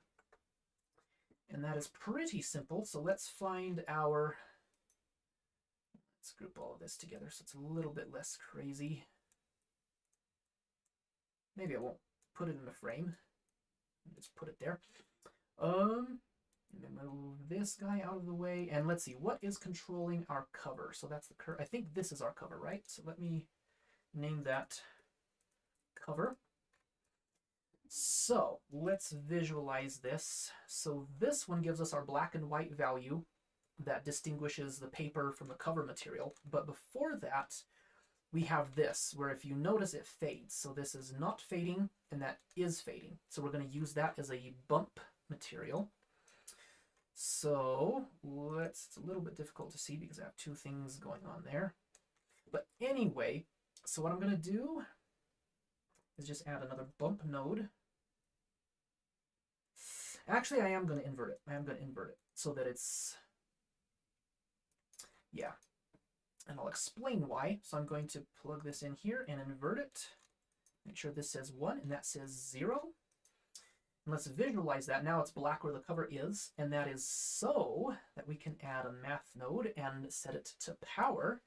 Set it to a power of 2 so that it kind of eases in. So in other words, if we were to plug that into a bump texture, it would look like, here's our pages, here's our cover. It would look like our cover is angled in, but now it'll look like it curves in like that. And with the bevel node that we have, it'll look like it curves out here too. So we have that, but then I'm going to invert it again. No, I'll just invert the bump thing. So I'm going to add another bump node, and I'm going to slot it over this, which goes to our bevel thing here.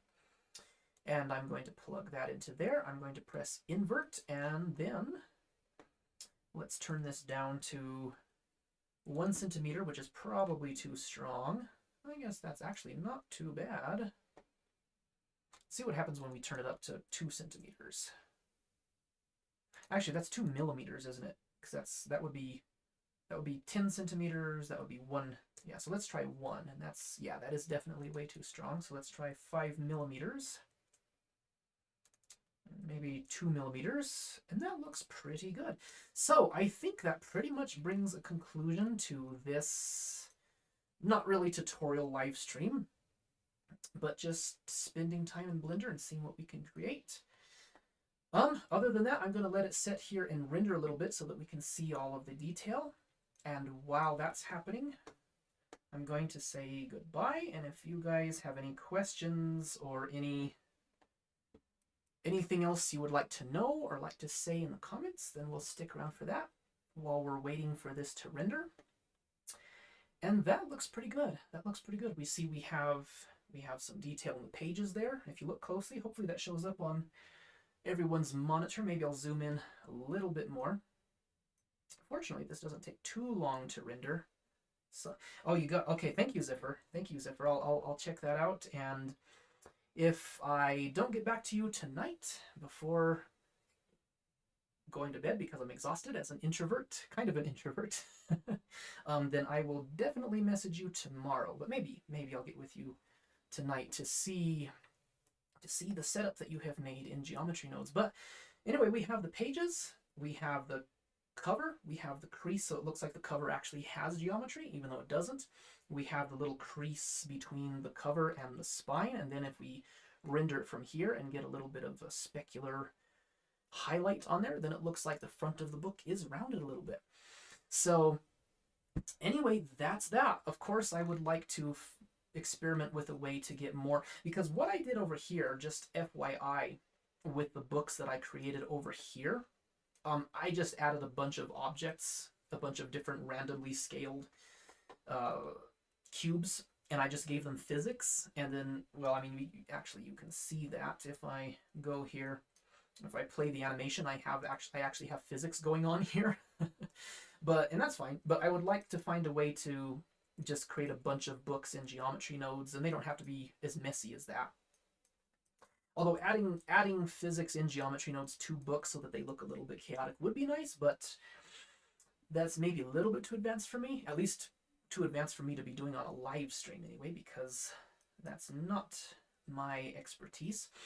But yeah, I'm going to be creating more books in the future.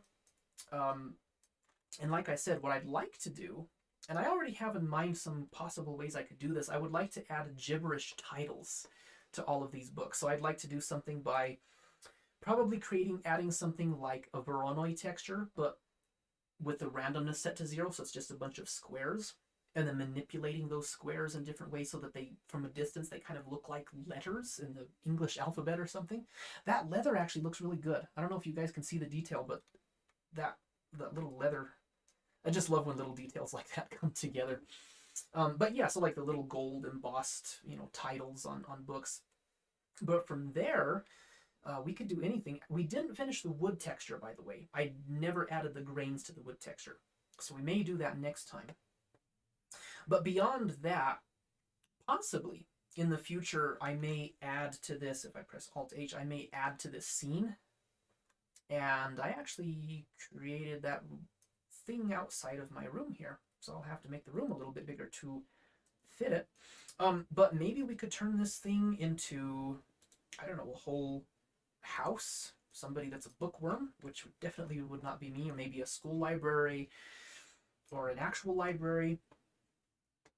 Let me look at the references that I have, because I got some references for some ideas. I showed these earlier, but these are references for the books, for the shelf, basically. These are references for the books. But I have some references for like some buildings. I know along when I was younger, I used to often have dreams of being in beautiful architecture, like a grand museum or library or something like that. And maybe it would be fun to bring something like that to life in Blender and let all of you guys come along for the ride, and maybe it'll inspire you guys to do something similar. But something like this, a 2-story overlook thing there, another multiple story thing. But on the other hand, this one's cool. This one's cool. It has a little way down some stairs there into who knows where. On the other hand, maybe it could just be somebody's house. This isn't somebody's house. These are just regular libraries or bookstores, but maybe it could be like someone's house. It just starts off with books, but it's actually a place where someone lives, and he or she can hang out and read books all day. But of course, I have other things I would like to do in future live streams. space art showing how to do planets and accurate things with the atmosphere and continents and all kinds of stuff like that, because that actually is very part of something that I want to do in the future. One of the projects that I have planned, a couple of the projects that are kind of bigger projects that I have in the future that are maybe a little bit ambitious, but you have to be a little delusional, I think, in order to make your dreams come to life. So, I think that's all. Thank you guys. Thank all 26 people who popped in, and for the handful of people that stuck around through the whole thing. I really appreciate you guys. I love you guys. And I know that all of you are smart people, smarter than me even, and you can do all kinds of cool stuff in Blender. And I enjoy spending time with you guys in Blender. All right, we'll talk to you guys later. Have a good one.